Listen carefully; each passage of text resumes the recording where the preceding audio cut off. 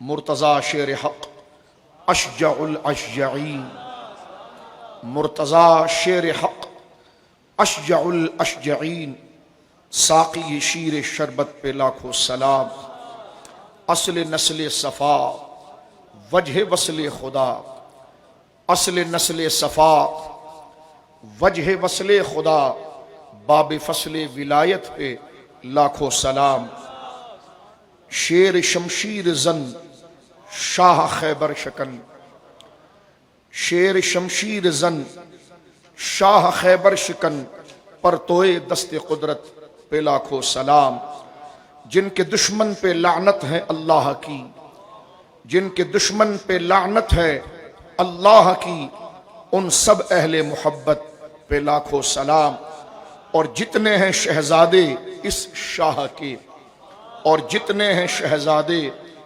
اس شاہ کے، ان سب اہل مکانت پہ لاکھوں سلام۔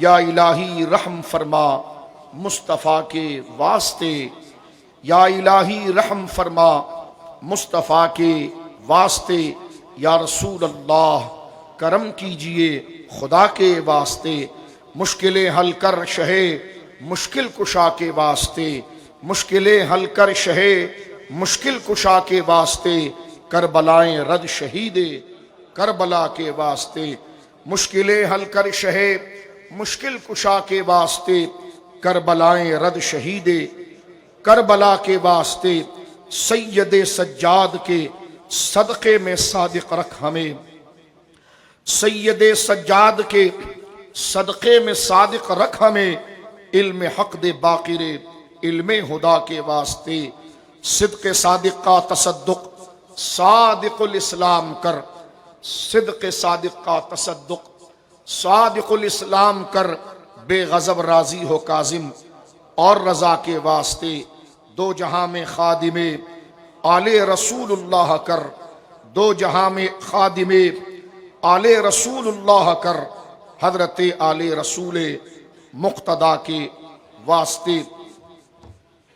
اللہ کی حمد و ثنا نبی محترم، نبی معظم، باعث تخلیق ارض و سما صلی اللہ علیہ وآلہ آلہ وصحبہ وبارک وسلم کی بارگاہ مقدسہ میں انتہائی محبت و عقیدت کے ساتھ درود و سلام پیش کرنے کے بعد، تمام تعریف اللہ وحدہ لا شریک کے لیے ہے۔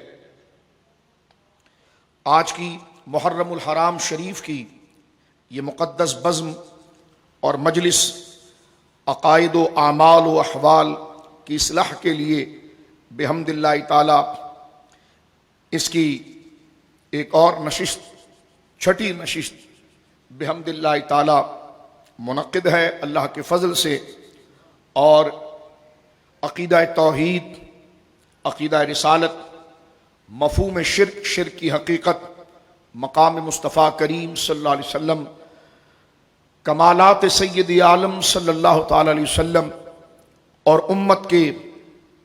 امت کی فصیل اور امت کا قلعہ اور امت کے نظم کا سب سے اصل دروازہ جماعت صحابہ کرام رضوان الاجمعین، تعریف صحابہ، مرتبہ و مقام صحابہ قرآن و سنت کے حوالے سے، اور ان تمام دلائل و براہین اور ان تمام نصوص و شواہد سے جو قانون دربار صحابہ، بابت صحابہ، صحابہ کرام کی جماعت کے حوالے سے جو امت کو ملتے ہیں، اکابر اہل سنت کی ان تمام نصوص کو امہات الکتب سے تسلسل کے ساتھ ان تمام عقائد اور مراتب کو ذکر کرنے کے بعد، آج کی یہ نشست اسد اللہ الغالب، امام المشارق والمغارب، حلال المشکلات والنوائب، دفاع المعضلات والمصائب، حضور سیدنا مولا شیر خدا، اقلیم ولایت کے شہنشاہ، نسل مصطفیٰ کریم صلی اللہ علیہ وسلم کے بانی، شاہ خیبر شکن، بدر و حنین و خندق و جملہ غزوات کے اندر اسلام کو جو ترقی حاصل ہوئی، اسلام کی رگ حیات جس کی خدمات سے گرم ہے، سرکار تاجدار ولایت سرکار مولا مرتضی شیر خدا رضی اللہ تعالی عنہ کے مناقب اور آپ کے مرتبے مقام کو ذکر کرنے کے لیے آج یہ مقدس بزم اور مجلس اسی تسلسل کے ساتھ مولا کا نظریہ، مولا کا عقیدہ، مولا کا مزاج تسلسل سے ذکر کرنے کے بعد اب مولا کی عظمت و شان کے ذکر میں آج کی یہ بزم کو اللہ رب العالمین جل والا ہم فدویوں اور ہم حقیروں کو اللہ یہ شرف سے نواز رہا ہے۔ سرکار تاجدار ولایت، اقلیم ولایت کے شہنشاہ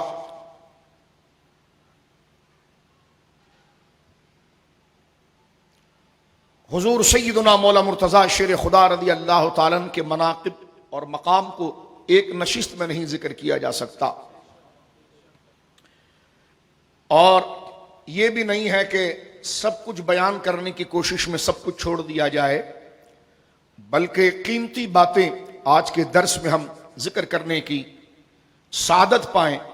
مرتبہ مولا مرتضیٰ جو قرآن و سنت اور امت کے اجماع سے ہے، اس پر جو قانون ہے وہ بھی چند ہم ذکر کریں گے، اور اس خاندان مبارکہ کی عظمت کے حوالے سے کل کا درس انشاءاللہ جب شان اہل بیت پر ہوگا، کیونکہ جو درس گزر چکا ہے عظمت صحابہ میں، اس میں بھی مولا مرتضیٰ شامل ہیں، اور جو شان و عظمت شان اہل بیت ہے اس میں بھی مولا مرتضیٰ شامل ہیں۔ یہ جہتیں سرکار شیر خدا رضی اللہ تعالیٰ عنہ کو حاصل ہے۔ اہل سنت و جماعت کے تمام کتب کے اندر، بالخصوص عقیدے کی مضبوط کتاب شرح بد العمالی میں علماء ذکر کرتے ہیں، حضرت امام ابو بکر احمد رازی متوفا 666 ہجری فرماتے وَعْلَمْ أَنَّ بَعْدَ أَبِي بَكْرٍ وَعُمَرَ وَعُثْمَانَ لم يكن احد في امت محمد صلی اللہ علیہ وسلم ولا في الصحابة ولا في اہل بیت افضل من علی رضی اللہ تعالی عنہ۔ کہا قرآن و سنت سے ملنے والے نظریے، اہل بیت سے ملنے والے نظریے سے یہ بات واضح ہوتی ہے کہ جان لو وَعْلَمْ أَنَّ بَعْدَ أَبِي بَكْرٍ وَعُمَرَ وَعُثْمَانَ کہ سیدنا ابو بکر، سیدنا عمر، سیدنا عثمان کے بعد لم یکن احد فی امت محمد صلی اللہ علیہ وسلم، حضور سید عالم کی ساری امت میں کوئی بھی، ولا فی الصحابۃ نہ کوئی صحابہ میں، نہ حضور کی امت میں، ولا فی اہل بیت نہ اہل بیت میں، افضل من علی جو علی شیر خدا رضی اللہ تعالیٰ پر افضلیت رکھتا ہو۔ خلفائے ثلاثہ کے بعد ساری امت میں سب سے برگزیدہ شخصیت سرکار شیر خدا مولا مرتضیٰ رضی اللہ تعالیٰ عنہ کی ذات گرامی ہے۔ حضرت امام آجوری علیہ رحمہ، جن کی توثیق اہل سنت و جماعت کے ماخذ میں بڑے اونچے درجے پر ہے، سیر عالم نبلاء کے اندر حضرت امام ذہبی علیہ رحمت نے آپ کی توثیق اور آپ کو ائمہ اہل سنت میں شمار کیا۔ آپ حضرت مولا مرتضیٰ رضی اللہ تعالیٰ کے جب مناقب کو مرتب کرتے ہیں تو کن القابات کے ساتھ سرکار شیر خدا رضی اللہ تعالیٰ کی عظمت و جلالت کو ذکر کرتے ہیں۔ آپ فرماتے اما بعد فاعلموا رحمن اللہ وإیاکم ان امیر المؤمنین علی بن ابی طالب رضی اللہ تعالیٰ شرفہ اللہ الکریم بأعلی الشرف سوابقہ بالخیر العظیمہ ومناقبہ کثیرہ وفضلہ عظیم وخطرہ جلیل وقدرہ نبیل اخو الرسول صلی اللہ تعالی علیہ وسلم وابن عمہ والزوج فاطمہ وابو الحسن والحسین وفارس المسلمین ومفرج الكرب عن رسول اللہ صلی اللہ علیہ وسلم وقاتل الاقران امام العادل الزاہد فی الدنیا الراغب فی الآخرہ المتبع للحق المتأخر عن الباطل المتعلق بكل خلق شریف اللہ عز وجل له محبان وهو لله ورسول محب الذي لا يحبه إلا مؤمن تقي ولا يبغضه إلا منافق شقي معدن العقل والعلم والحلم والعدب سيدنا ومولانا علی المرتضی رضی اللہ تعالی عنہ وارضاہ عنا۔ یہ اتنا مبارک خطبہ ہے جو سرکار شیر خدا رضی اللہ تعالیٰ عنہ کے مناقب کہ تقریباً گوشوں کی طرف اشارہ کر دیتا ہے. میں اس کا ترجمہ آپ کی خدمت میں عرض کرتا ہوں. تو حضرت امام علی بن حسین امام آجوری علیہ رحمہ اپنے علم کلام کی معناس کتاب الشریعہ کے اندر اس کو حضرت مولا مرتضیٰ شیر خدا رضی اللہ تعالیٰ، کیونکہ یہ شخصیت وہ ہے کہ تفصیلاً تو ان کا بیان ہمارے بس میں ہی نہیں ہے، لیکن جو ان کے مقام و مرتبے سے موضوع بنتا ہے، عنوان بنتا ہے، سبجیکٹ بنتا ہے، یہ وہ فہرست کے طور پر علامہ امام آجوری علیہ رحمہ کی قبر پر اللہ کروڑ رحمت اتارے کہ آپ نے مکہ شریف میں ساری زندگی تقریباً گزاری ہے، اور آپ اس خطبے کو مرتب کرتے ہیں. کہتے ہیں، اوپر عبارت دیتے ہیں، کتاب و فضائل امیر المؤمنین علی ابن ابی طالب رضی اللہ عنہ.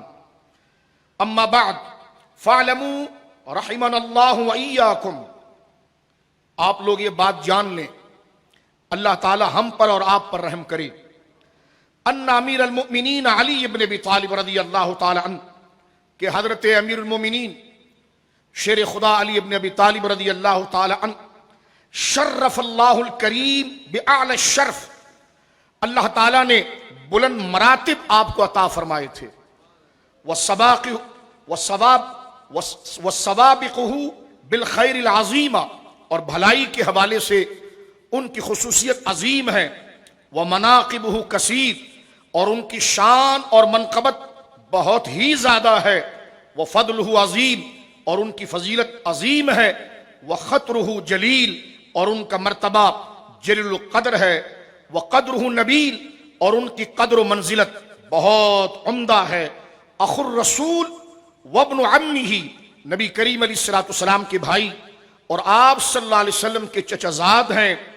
وزوج فاطمہ رضی اللہ تعالی عنہ، سیدہ زہرا پاک رضی اللہ تعالی عنہ کے آپ شوہر ہیں.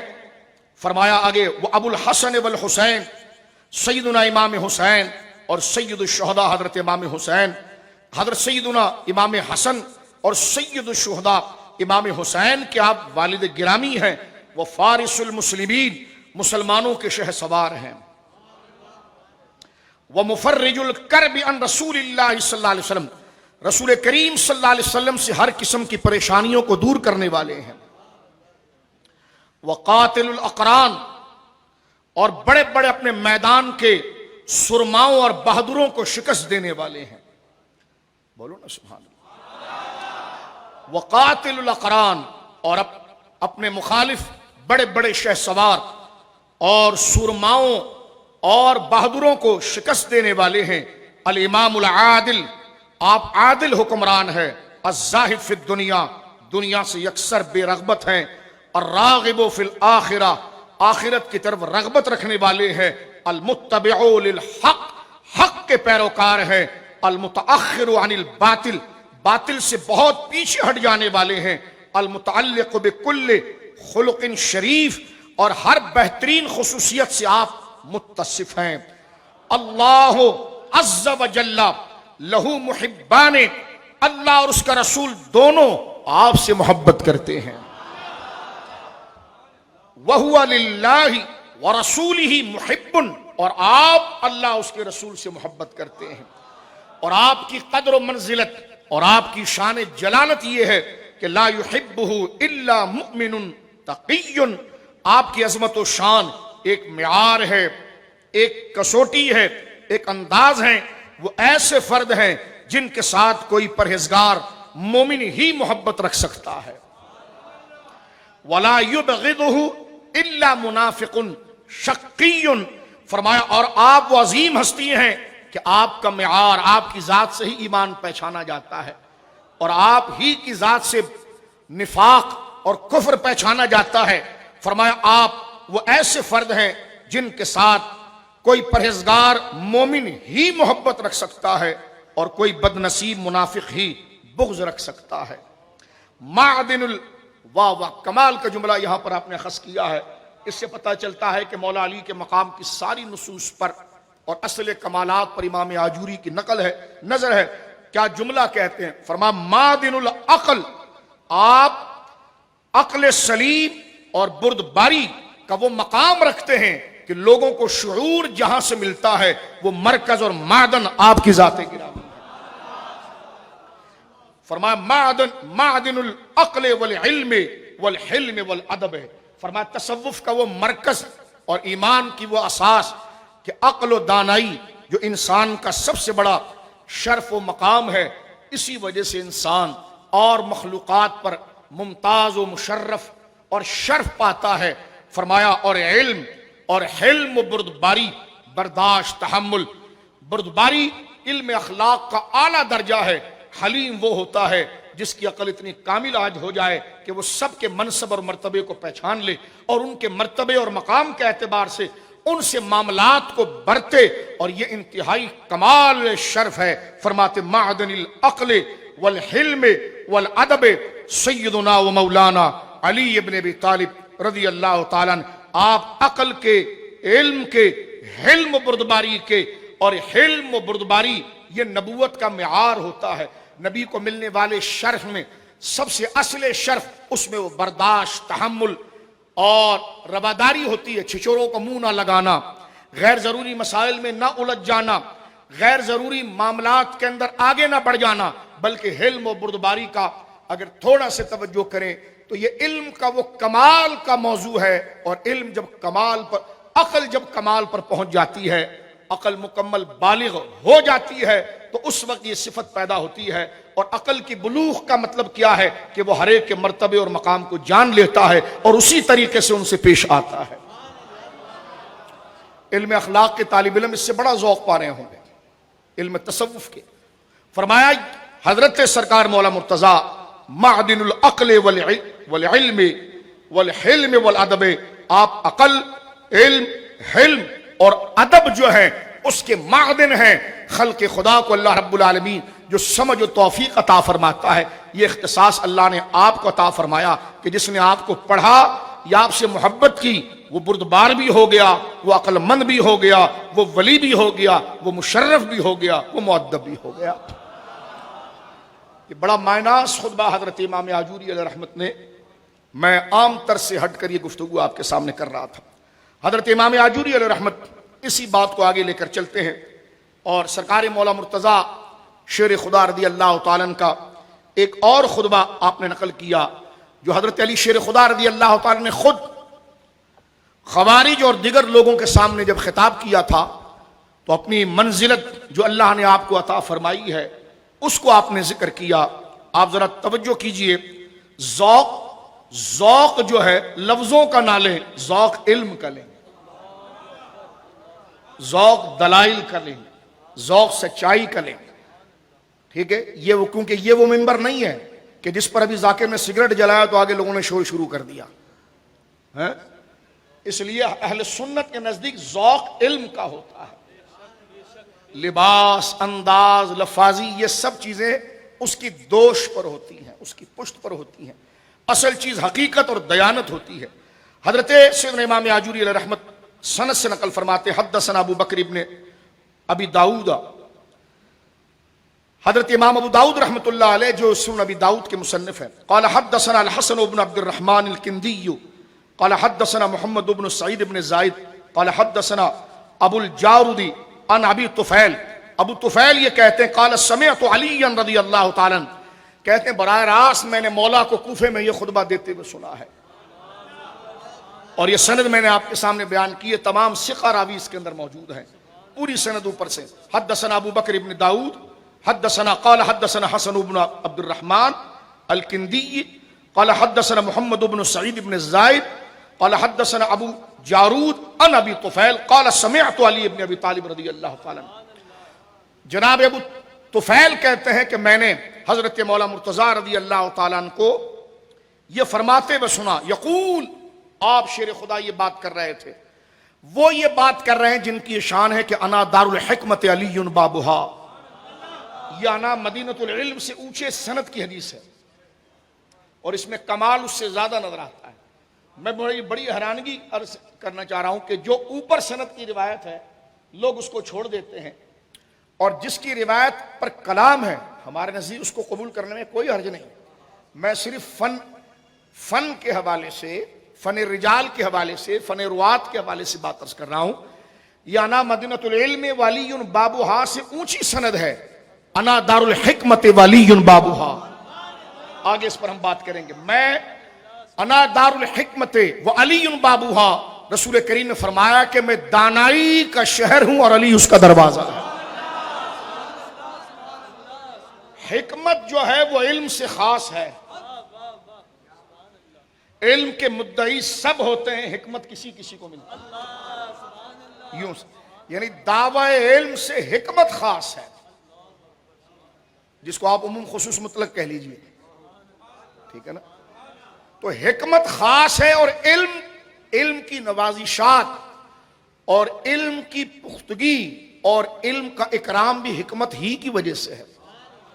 یوں سمجھ لیجئے کہ علم دودھ ہے اور اس کا مکھن حکمت ہے. آپ سمجھتے ہوں گے کتنے دودھ سے کتنا مکھن نکلتا ہے، تو یہ علم سے جو اس کا رس اور کشید کر کے اس کا مغز حاصل ہو وہ حکمت ہے.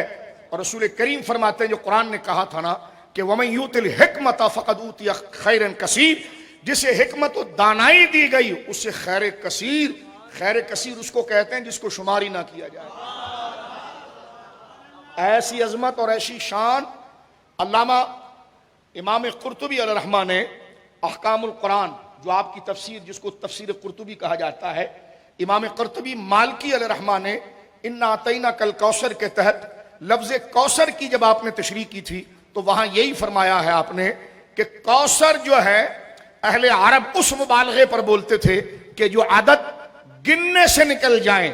مثلا کہا جائے جناب یہ ریت کے ذرے گنے کا، ریت کے ذرے گننا یہ ہمارے بس میں نہیں ہے، کیونکہ یہ عدد معدود سے باہر نکل چکا ہے، یہ بس میں نہیں ہے. فرمایا جب شمار سے وہ چیز باہر نکل جاتی ہے تو اسے کوثر کہا جاتا ہے. تو نبی پاک صلی اللہ علیہ وسلم فرماتے ہیں کہ وہ کوثر کی جھلک کیا ہے؟ فرمایا وہ حکمت ہے، اور میں حکمت کا شہر ہوں اور علی اس کا دروازہ ہے.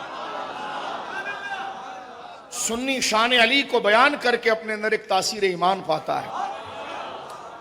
مولا علی اور ان کی اولاد کے لیے سچ اتنا ہے کہ ہمیں کسی اور راستے پر کبھی جانا ہی نہیں ملتا. اور صحیح اس کی متداول تشریح جو اہل سنت و جماعت نے کی ہے، میں آہستہ آہستہ آپ کی خدمت میں عرض کرتا ہوں. اب یہ خطبہ سنیے گا، سرکار مولا مرتضیٰ رضی اللہ عنہ کیا فرماتے ہیں.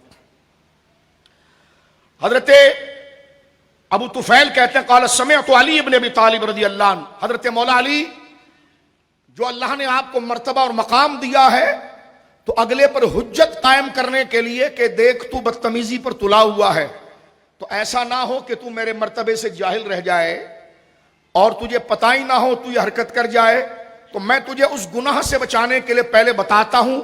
بتانے کا شوق نہیں، خدا نے ہمیں زاہد بنایا ہے، خود نمائی ہماری نہیں ہے، ہمارے ذکر تو خدا نے قرآن میں کر دیا ہے، تو ہمیں تیرے سامنے کرنے کی کیا ضرورت ہے. لیکن کبھی یوں ہوتا ہے کہ وَأَمَّا بِنِعْمَتِ رَبِّكَ فَحَدِّثْ، کہ جو شان اللہ نے دی ہے اس کو بیان کرنا بھی ایک شکرانہ ہوتا ہے. ایک تو شکرانہ کہ ہذا من فضل ربی، یہ میرے رب کا فضل ہے. دوسرا یہ کہ اگلا متنبہ ہو جائے اور وہ جہالت کے اندر اہل قدر اور معظمان دین کی قدر کو نہ کھو دے.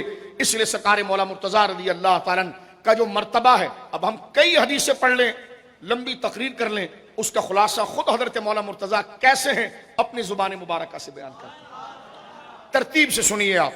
ارشاد جناب مولا مرتضیٰ شیر خدا.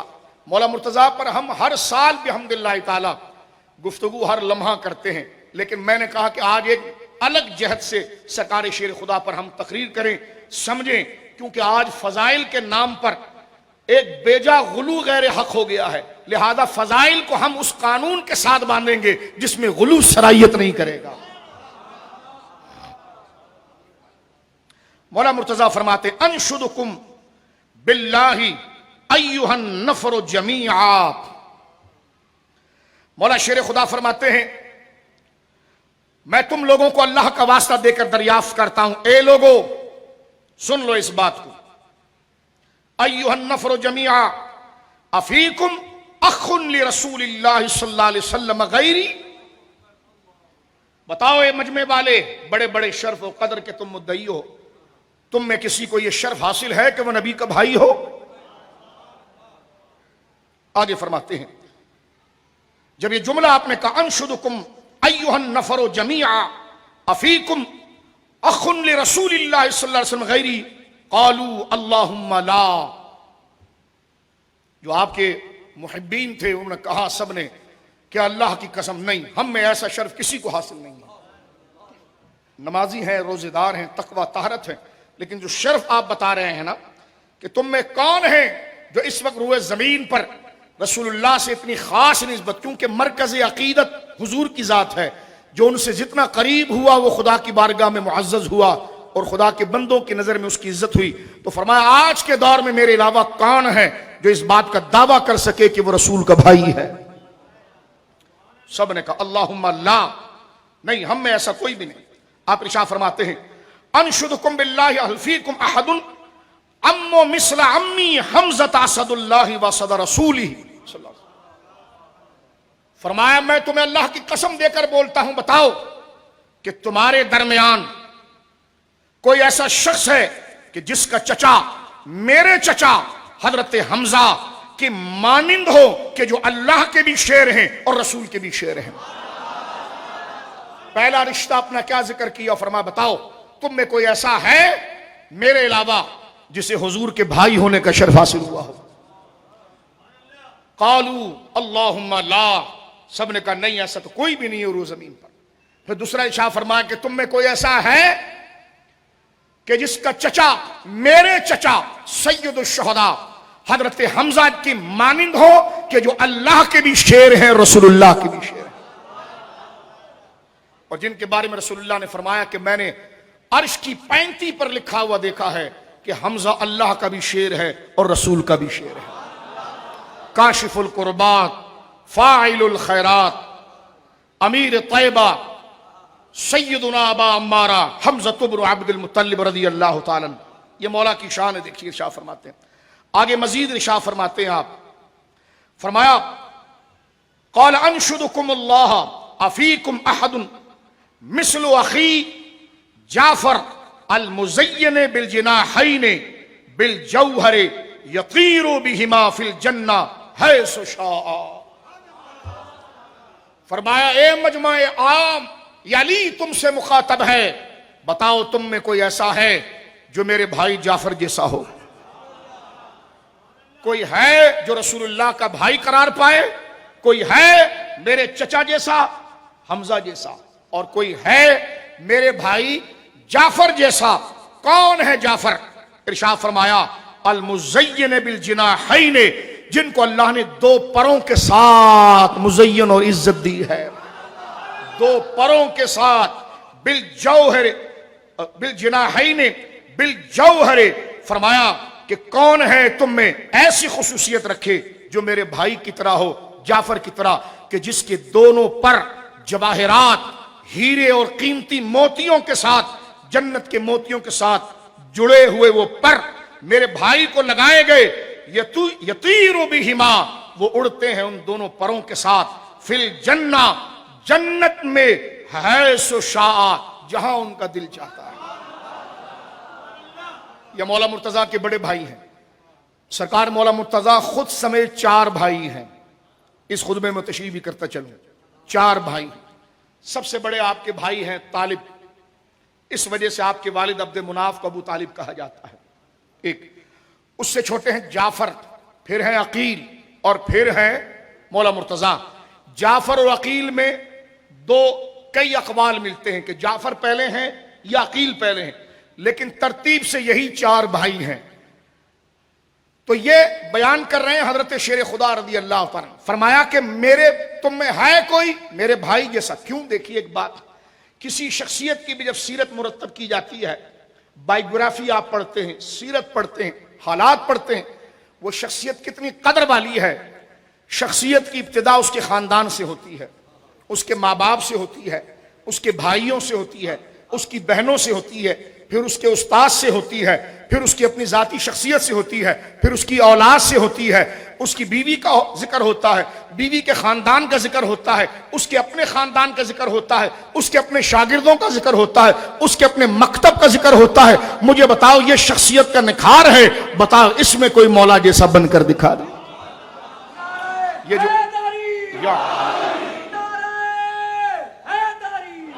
یہ سرکار شیر خدا رضی اللہ تعالی، یعنی آپ دیکھیے کہ اگر ہم بات کو بند کرنا چاہیں اور سمیٹنا چاہیں وقت کے اختصار پر، تو میں نے آپ کے سامنے ایک درجہ بندی، ایک عنوان دیا ہے. اس طریقے سے کسی شخصیت کو نکھارا جاتا ہے. آپ کا خاندان سب سے اعلیٰ، آپ قریشی بھی ہیں، بنو عبد المطلب بھی ہیں، اور آپ بنو ہاشم بھی ہیں. اس لیے آپ دیکھیں کہ حضور سید عالم نے تو یہ ارشاد فرما دیا تھا کہ میرے امام کا پورا رسالہ ہے، اس پر دوام العیش، فتح رضویہ شریف میں آپ دیکھ سکتے ہیں دوام العیش، اس میں ساری روایات امام اہل سنت نے نقل کر دی ہے کہ کبھی اسلامی خلافت اگر متحقق ہو جائے اپنے شرائط کے ساتھ، تو جہاں خلافت اپنے شرائط کے ساتھ ہیں وہیں ان کا امیر اور حاکم جب مرتب آئے گا سامنے، اس کا نفاذ ہوگا، اس کا چناؤ ہوگا، تو اس کی کئی شرائط میں سے ایک زبردست شرط یہ ہے کہ اس کا تعلق قریش سے ہونا چاہیے.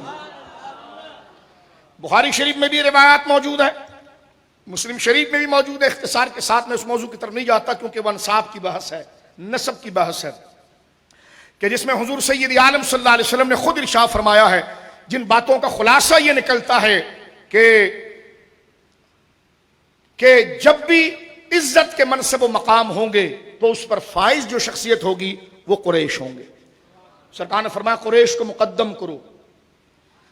امام اہل سنت رضی اللہ تعالیٰ عنہ کا انساب کی فضیلت پر مکمل ایک رسالہ ہے، قراءۃ الادب، جو امام اہل سنت نے اس میں انساب، خاندانوں کی عظمت و شان، اور بالخصوص جناب سید عالم کے خاندان کی عظمت و شان کو ادھر جمع فرمایا ہے.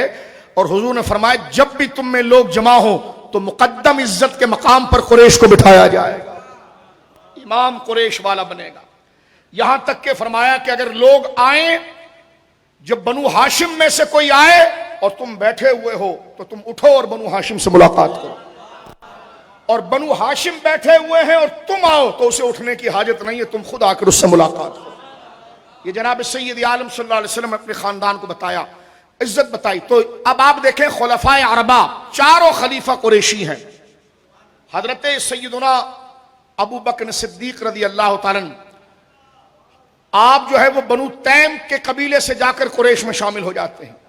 حضرت فاروق اعظم بنو عدی سے ہو جاتے ہیں. سیدنا عثمان غنی بنو امیہ سے ہو جاتے ہیں. اور حضور کے سب سے قریب جو رشتہ بنتا ہے سرکار کے والد گرامی حضرت سیدنا عبداللہ، ان کے والد گرامی حضور سیدنا عبد المطلب، اور ان کے والد گرامی حضرت ہاشم، یہاں سے مولا مرتضیٰ حضور سے سب سے قریب جا کر جڑ کر قریشی بھی بنتے ہیں اور ہاشمی بھی بنتے ہیں. یہ تین عظیم خلفاء جن کی فضیلت علی الاطلاق اور کلی جہت سے ہے، یہ اختصاص مولا علی کا جزوی فضیلت کا ہے. وہ تین خلفاء عظیم رضوان اللہ اجمعین وہ جہت قریش سے رسول سے نسبت رکھتے ہیں ایک جہت سے، اور مولا مرتضیٰ رضی اللہ تعالیٰ جہت قریش سے بھی حضور سے نسبت رکھتے ہیں اور ہاشمیت کی بھی نسبت رکھتے ہیں، یعنی خاندان میں دو جہتوں سے حضور سید عالم کے قریب آتے ہیں. حضرت جعفر کا ذکر مولا مرتضیٰ اپنے بھائی کا کر رہے ہیں. یہاں پر حضرت جعفر کا فرمایا میرا بھائی وہ جعفر ہے کہ جسے اللہ رب العالمین نے جنت کے نگینوں سے جڑا ہوا پر عطا فرمایا ہے. حضرت جعفر کے بارے میں جملہ کیوں کہا گیا اختصاراً میں عرض کر دوں. رومیوں نے، روم سلطنت نے مسلمانوں کو چیلنج کر دیا. سرکار دو عالم صلی اللہ علیہ وسلم نے اپنے ایک سفیر کو روانہ کیا مذاکرے کے لیے. ملک شام کے قریب کی زمین پر انہوں نے بدماشی کا مظاہرہ کیا، جبکہ تاریخ میں ایسا نہیں ہوتا کہ کسی سفیر کے ساتھ کوئی دھاندلی کرے. حضور کی طرف سے بھیجے گئے سفیر کو انہوں نے قتل کر دیا. قتل کرنا تھا کہ سرکار نے لشکر کو ترتیب دیا جس کو غزوہ موتا کہتے ہیں.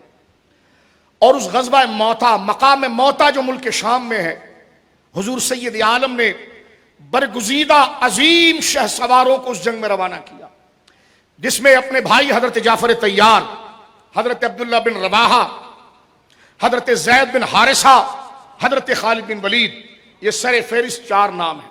سرکار نے جمعے کے وقت ان کو روانہ کیا اور فرمایا کہ جمعے کی فجر کے بعد ہی تمہیں روانہ کر دیا جائے گا. حضور سید عالم نے مدینہ منورہ کے باہر جا کر یہ پورا قافلہ جو جنگ کا تھا روانہ کیا. ان کو تلقین کی کہ باغات کو نہیں کاٹنا، بوڑھوں کو نہیں مارنا، عورتوں پر تلوار نہ اٹھانا، کھیت کھلیان علاقے کی زینت اور خوبصورتی خراب نہ کرنا، ان کا مقابلہ کرنا جو تمہارے مقابلے پر آئے، ساری تلقین کر کے حضور علیہ الصلوۃ والسلام نے رومیوں کے ساتھ، روم کے ساتھ سب سے پہلی جنگ، تبوک تو بعد میں ہو رہی ہے، یہ تبوک سے پہلے ہو رہی ہے، روم کے ساتھ پہلی جنگ جو غزوہ موطا ہے حضور سید عالم نے روانہ کیا۔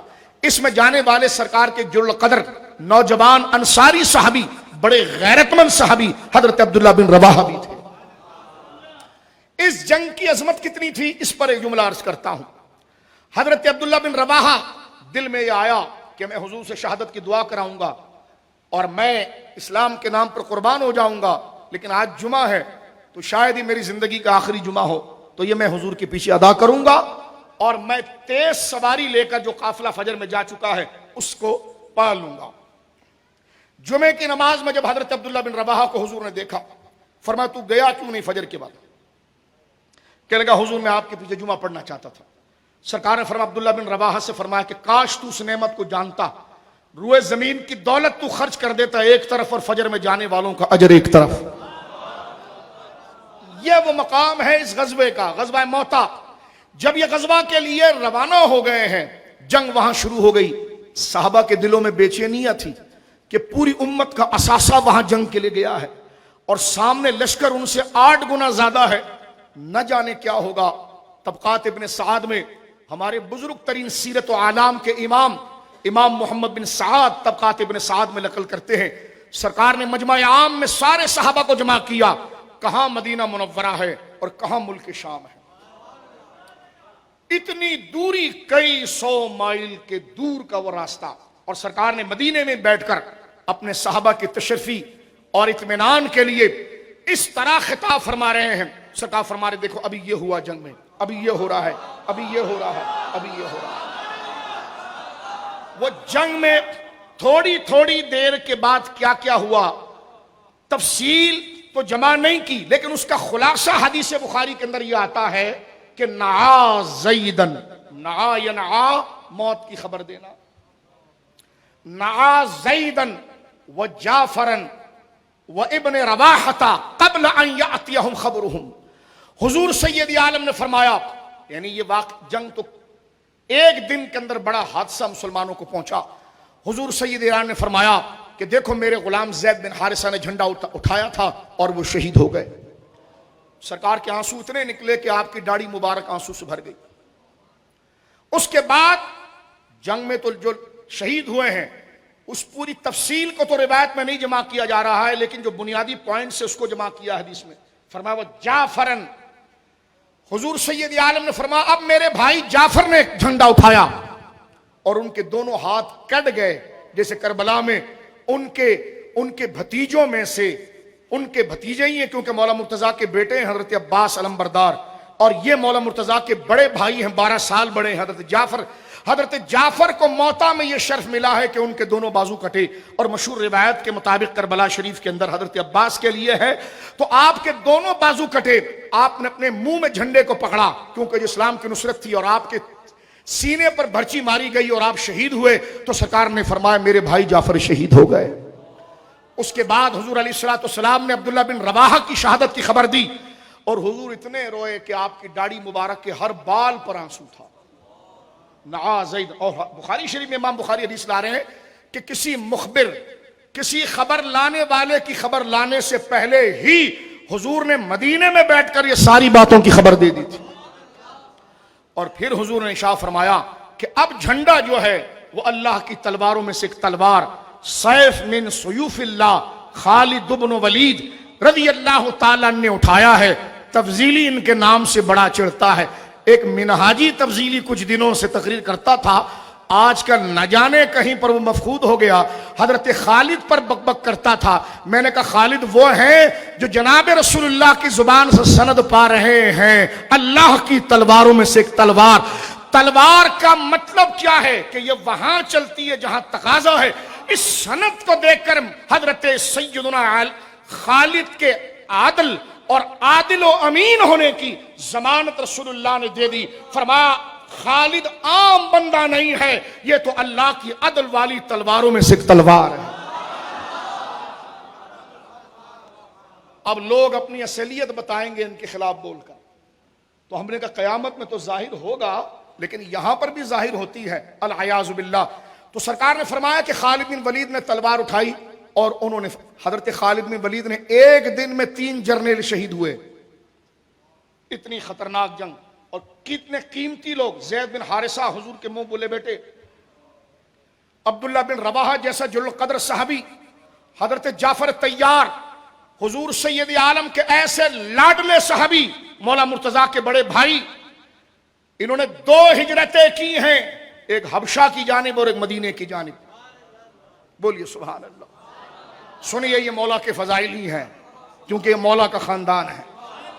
جعفر کوئی عام تو نہیں ہے، مولا نے اپنی قدر کو بیان کرنے کے لیے اپنا نام بعد میں لیا ہے، اپنی شان کو بیان کرنے کے لیے حمزہ اور جعفر کا نام پہلے لیا ہے۔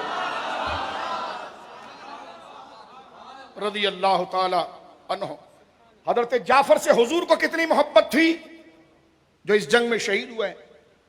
5 اعلان نبوی میں جب آپ نے ہجرت کی ہے حبشہ کی طرف، اور حبشہ سے جب آپ لوٹے ہیں مدینے کی طرف، تو اس وقت سرکار نے خیبر فتح کیا تھا۔ خیبر کی جنگ پر حضور کو بہت خوشی تھی، اس لیے کہ وہ جنگ عام جنگ نہیں تھی، بدر بھی بڑی گھمسان کی جنگ تھی، احد بھی، لیکن میں کہتا ہوں کہ آنے والی ایک ایک غزوات پہلے سے زیادہ شدید تھی۔ غزوہ خندق کو بندہ پڑھتا ہے تو رونگٹے کھڑے ہو جاتے ہیں کہ کتنی برداشت، کتنا تحمل صحابہ کی جماعت میں رہا۔ اللہ اکبر۔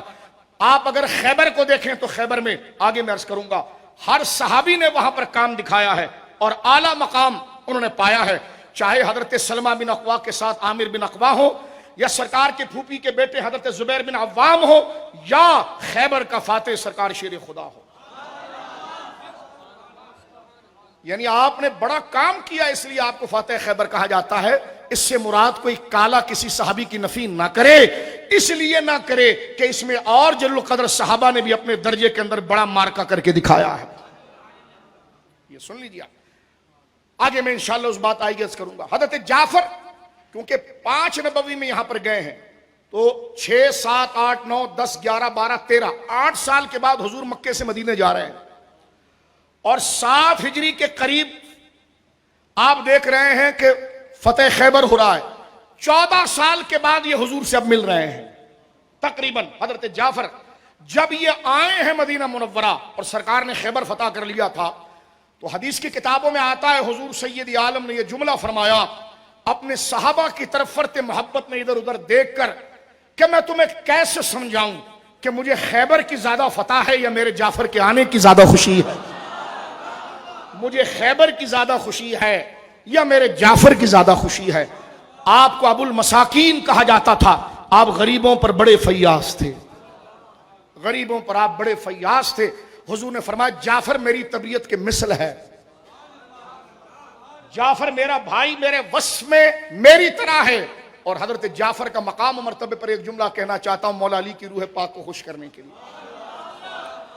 جب غزوہ احد کے اندر سید الشہداء حضرت حمزہ رضی اللہ تعالیٰ شہید ہوئے، تو اس وقت آپ کی زوجہ محترمہ سلمہ بنت عمیس، یہ 3 بہنیں ہیں، اسماء بنت عمیس، یہ حضرت جعفر کے نکاح میں ہیں اس وقت، سلمہ بنت عمیس یہ حضرت حمزہ کے نکاح میں ہے۔ آپ سے آپ کی ایک شہزادی پیدا ہوئی ہے۔ حضور سید عالم کو یہ فکر تھی کہ میرے بھائی شہید ہو گئے، میرے چچا شہید ہو گئے، بھائی بھی تھے حضور کے، چچا بھی تھے، تو اس بچی کا کیا ہوگا؟ حضرت مولا مرتضیٰ آگے بڑھے اور کہنے لگے یا رسول اللہ یہ بچی مجھے دے دیجئے، میں اس کی تربیت کروں گا، میں اس کو پالوں گا، اس لیے کہ میرے چچا کی بیٹی ہے۔ حضور نے کہا اچھا دیکھتے ہیں۔ اتنے میں جعفر آگے آئے، بڑے بھائی، کہنے لگے حضور علی کو چھوڑیے مجھے دیجئے، اس بچی کو سید الشہداء حضرت حمزہ کی بیٹی کو میں پالوں گا۔ مولا علی کہنے لگے آپ کی کیا خصوصیت ہے؟ فرمایا میری خصوصیت یہ ہے کہ میرے نکاح میں اس کی خالہ ہے۔ حضور نے فرمایا ہاں جعفر تو نے ٹھیک کہا، خالہ تو ماں کے حکم میں ہوتی ہے، کیونکہ سلمہ بنت عمیس کی سگی بہن اسماء بنت عمیس جو حضرت جعفر کے نکاح میں تھی، جعفر شہید ہوئے تو ابو بکر صدیق کے نکاح میں آئی، ابو بکر صدیق شہید انتقال کر گئے تو پھر یہ مولا مرتضیٰ کے نکاح میں آئی۔ یہ تینوں بہنیں بڑی برگزیدہ نکاحوں میں گئی ہیں۔ ایک بیت حضرت سید الشہداء کے نکاح میں ہے، ان کا رشتہ سیدہ میمونہ کے ساتھ بھی جڑتا ہے ام المومنین سے، یعنی بہت خوبصورت ان کا شجرہ نسب ہے. حضرت اسما جو حضرت جعفر کی زوجہ تھی, انہوں نے بچے کو لے لیا. تو اس وقت آپ دیکھیے طبقات میں آتا ہے, حضرت جعفر نے یہ دیکھا کہ حضور نے میری عرضی کو قبول کیا اور کسی اور کو دینے کی بجائے اس بچی کو میری سرپرستی میں دیا, تو یہ پھر حضور کے سامنے محبت میں جھومنے لگے. حضور کو حضرت جعفر طیار سے بڑی محبت تھی. اب آئیے حضرت شاہ ولی اللہ کی طرف. ایک طبقات ابن سعد میں, دو میرے امام کی معرکۃ الآراء عظیم کتاب جو بندے کے پتھر دل کو عشق مصطفیٰ سے رچا بسا دے, الامن والعلا. الامن والعلا میں بھی سرکار امام اہل سنت نے روایت نقل کی ہے. حضور فرماتے ہیں کہ جبریل میرے پاس آئے غزوہ موتا کے بعد. میں نے جبریل سے پوچھا, جبریل ایک بات بتاؤ کہ موتا میں میرے جتنے صحابی شہید ہوئے, جبکہ یہ جنگ میں ایک دن میں 3 شہید ہوئے تھے, آگے 8 یا 9 دن اکیلی جنگ کو سنبھالا خالد بن ولید نے, اور جنگ کا پاسا پلٹا, مسلمانوں کو وہاں سے بچا کر دوبارہ مدینے لے کر آئے. یہ احسانات ہیں, کالا کیا جانے صحابہ کا مقام. آج جو یہ گلشن کھلا ہوا ہے یہ خالد بن ولید جیسے شہ سواروں کا کرم ہے, جن کو رسول اللہ نے دعائیں دی ہیں. اللہ اکبر. سیف من سیوف اللہ. اب ذرا غور کیجئے یہاں پر میرے دوستو بزرگوں, بات کو آگے لے کر چلتے ہیں. حضرت نبی پاک فرماتے ہیں جبرائیل میرے پاس آئے. میں نے جبریل سے پوچھا, جبریل یہ بتاؤ کہ غزوہ موتا میں شہید ہونے والا میرا سچا غلام عبداللہ بن رواحہ بھی تھا, میرے دل کا چین لاڈلا زید بن حارثہ بھی تھا, اور بھی تھے, لیکن جو بھی آیا تو ان کو اسی طرح لے گیا جنت میں. لیکن جب میرے بھائی جعفر ان کا جسد مبارک تھا تو تو نے کیا کیا, جنت سے 2 پر لے کر آئے, جس کو مولا یہاں ذکر کر رہے ہیں. جناحین بجناحین بالجناحین بالجوہر یطیر بہما فی الجنت حیث شاء. یہ رسول اللہ نے پوچھا تھا, بولو سبحان اللہ. حضور سید عالم نے یہ پوچھا تھا حضرت جبرائیل سے کہ تو ان کے لیے پر کیوں لے کر آیا, اور ایک پر سونے کا ایک طرف لگایا, دوسرا دوسری طرف لگایا, اور میرا بھائی ان سونوں کے پروں سے اڑتا ہوا تیرے ساتھ جنت میں گیا.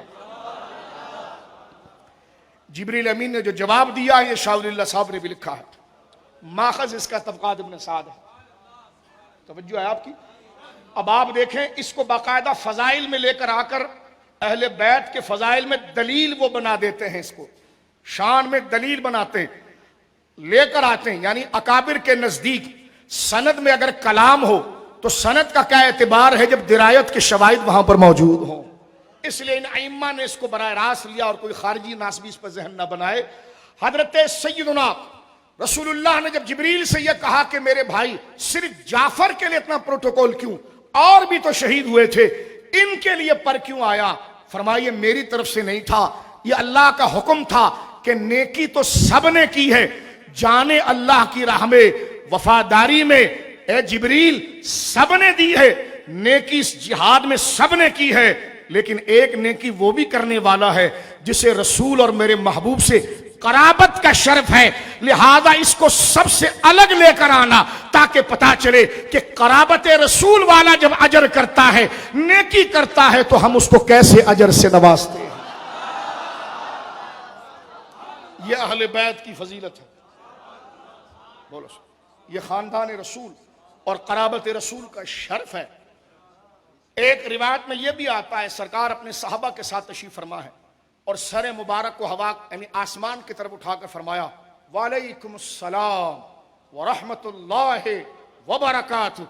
صحابہ نے عرض کیا حضور کون؟ کہا میرے بھائی جعفر تھے, وہ فرشتوں کے ساتھ اڑتے ہوئے جا رہے تھے اور مجھے کہا السلام علیکم, تو میں نے ان کو جواب دیا وعلیکم السلام.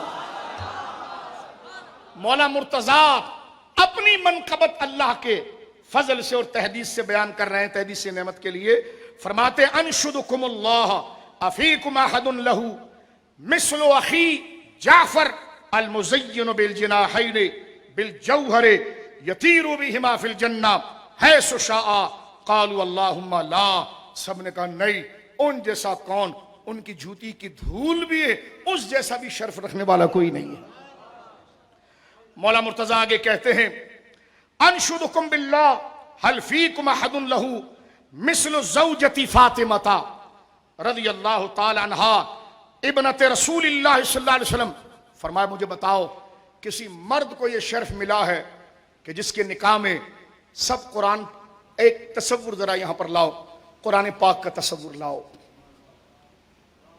اپنے ذہنوں میں قرآن پاک کا تصور لاؤ، ایسا محسوس کرو جیسے قرآن پاک کھلا ہوا ہے، قرآن پاک کے اوراق کھلے ہوئے ہیں، ذہن بن رہا ہے، دماغ کام کر رہا ہے، اس تطہیر اور پاکیزگی سے یہ ذکر سنا جائے گا، ذہنوں کی پلیتی کو دور کرنے کے لیے۔ جبکہ ذکر مولا ہو گیا ہے تو پلیتی اور نجاست تو ایسی دور ہے، مزید اس کو نور اللہ نور کرنے کے لیے قرآن پاک گنبد خضرا کا تصور لائیے۔ اور اب اس روایت کو سنیے، مولا مرتضی شیر خدا فرماتے ہیں کہ بتاؤ تم میں کوئی ایسا ہے اس وقت جو رسول کا بھائی قرار پائے، تم میں ایسا کوئی ہے جو میرے چچا حمزہ کی طرح ہو جسے اللہ اور اس کے رسول نے اپنا شعر کہا، بتاؤ تم میں کوئی ایسا ہے جو میرے بھائی جعفر جیسا ہو جسے جنت کے جواہرات سے جڑا ہوا پر دیا گیا اور جس سے وہ جنت میں جہاں چاہتے ہیں اڑتے ہیں۔ فرماؤ تم میں کوئی ایسا مرد ہے جسے یہ شرف ملا ہو کہ جس کے عقد میں رسول اللہ کے جگر کا ٹکڑا سیدہ زہرا پاک اس کی زوجہ بنی۔ امام اہل سنت الشاہ امام احمد رضا خان فاضل بریلوی نور اللہ مرقدہ اس بات کو بڑے عظیم نقطے سے بیان فرماتے ہیں کہ حضرت مولا مرتضیٰ پر پہم احسان رسول اللہ کا ہے۔ پیدا ہوئے تو گود میں حضور نے لیا، مولا علی کو بولو سبحان اللہ، چھاتی سے پہلے مولا علی کو حضور نے لگایا، آپ کو آپ کے والد کثیر العیال ہونے کی وجہ سے آپ کو اپنی سرپرستی میں رسول اللہ نے لیا، آپ پہ در پہ حضور کی عنایات کو لے کر مرتبہ شرف کے زینے کو چڑھ رہے تھے، لیکن وہ مقام کا منتہا اور ساری نعمتوں کا حصول اس وقت آپ پر کامل ہوا۔ وَإِتْمَامُ نِعْمَةِ الْكُبْرَى بِالتَّزْوِيجِ الزَّهْرَا صلوات اللہ علی ابیہا وعلی بالہا وابنیہا۔ فرماتے ہیں کہ حضور کی طرف سے کیے جانے والے احسانات اور مدارج ظاہر و باطن کی زینے پر جو آپ کو چڑھایا جا رہا تھا، تو علی کو جو مقام کا منتہا ملا وہ جب تھا جب سیدہ جگر رسول آپ کے عقد پاک میں دے دی گئی تھی۔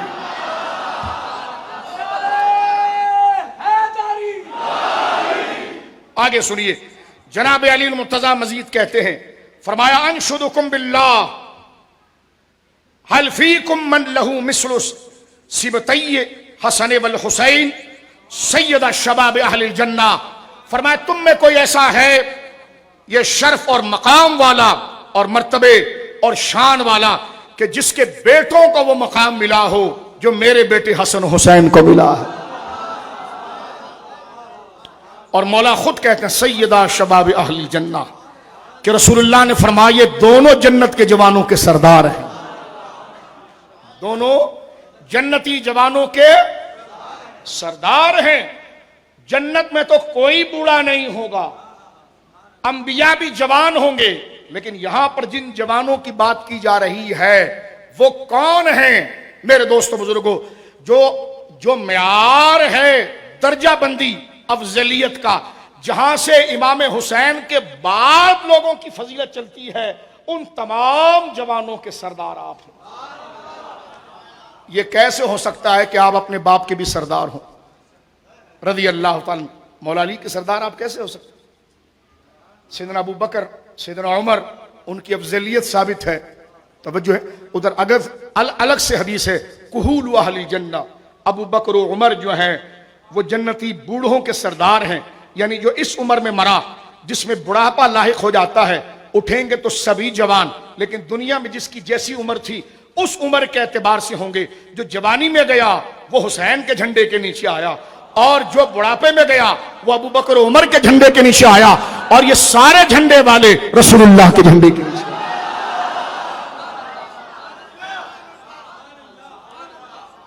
لیکن اس میں یہ ترتیب یاد رکھیں آپ، جو خود حضرت امام علی مقام رضی اللہ تعالی عنہ وردہ عنہ کے مقام کا کے لائق ہے۔ حضرت سرکار مولا آگے کہتے ہیں، سنیے آپ خطبے کے آخری جملے، فرمایا انشدکم، یہ ترتیب سے آپ کے فضائل ہیں جو ذہن میں آ جانے چاہیے، جو مولانا خود گنائے اپنی کتاب منقبت کے انڈیکس بتا رہے ہیں۔ فرمایا انشدکم باللہ هل فیکم احد صلی قبلتین جمیعا مع رسول اللہ صلی اللہ علیہ وسلم غیری، فرمایا تم میں ایسا کوئی ہے جس نے رسول اللہ کے پیچھے دو قبلوں کی طرف منہ کر کے نماز پڑھا ہو، یعنی قبلہ بدلنے سے پہلے بھی اور قبلہ بدلنے کے بعد بھی، ان دونوں قبلتین کی طرف بتاؤ تم میں ایسا کوئی بندہ ہے جسے یہ شرف حاصل ہوا ہو؟ قالوا اللہم لا، انہوں نے کہا نہیں۔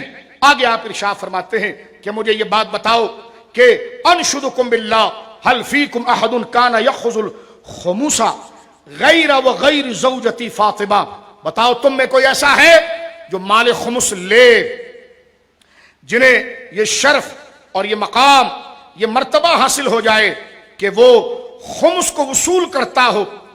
میں تو کر سکتا ہوں اور میری زوجہ فاطمہ تو کر سکتی ہے، تم میں کوئی ایسا ہے؟ قالوا لا واللہ اللہم لا، نہیں ہم میں ایسا کوئی بھی نہیں ہے۔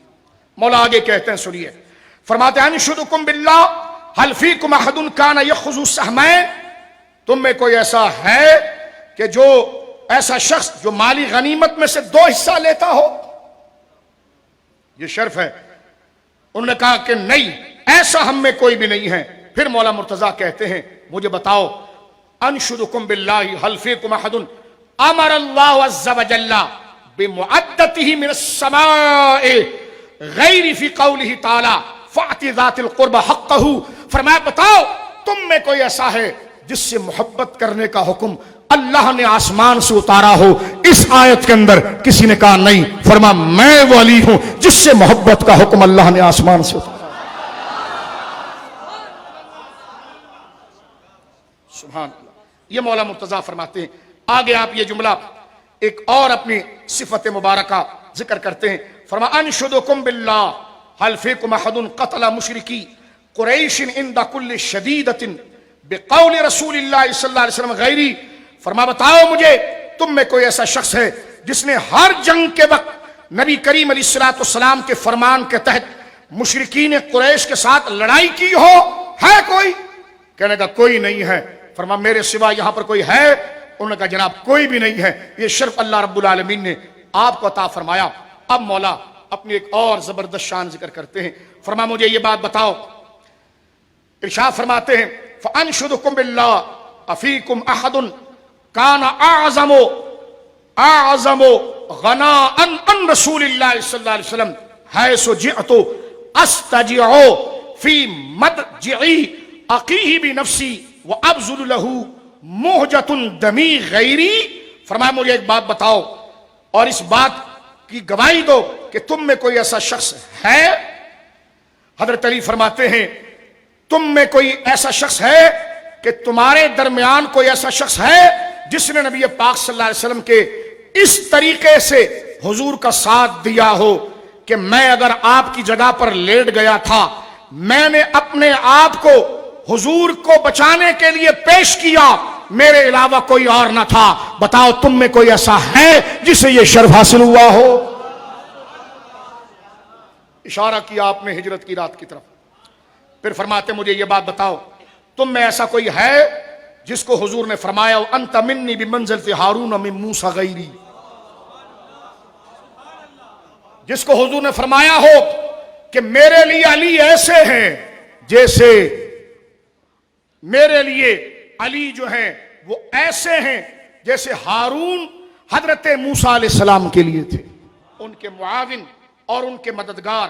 آخر میں کہتے ہیں مجھے بات بتاؤ، بڑی رقت والی بات، فانشدکم باللہ هل فیکم احد ولی غمض عینی، اللہ اکبر، هل فیکم احد ولی غمض عین رسول اللہ صلی اللہ علیہ وسلم غیری، بتاؤ تم میں سے کوئی ایسا ہے جس نے حضور کی آنکھوں کو اپنے ہاتھ سے بند کیا ہو؟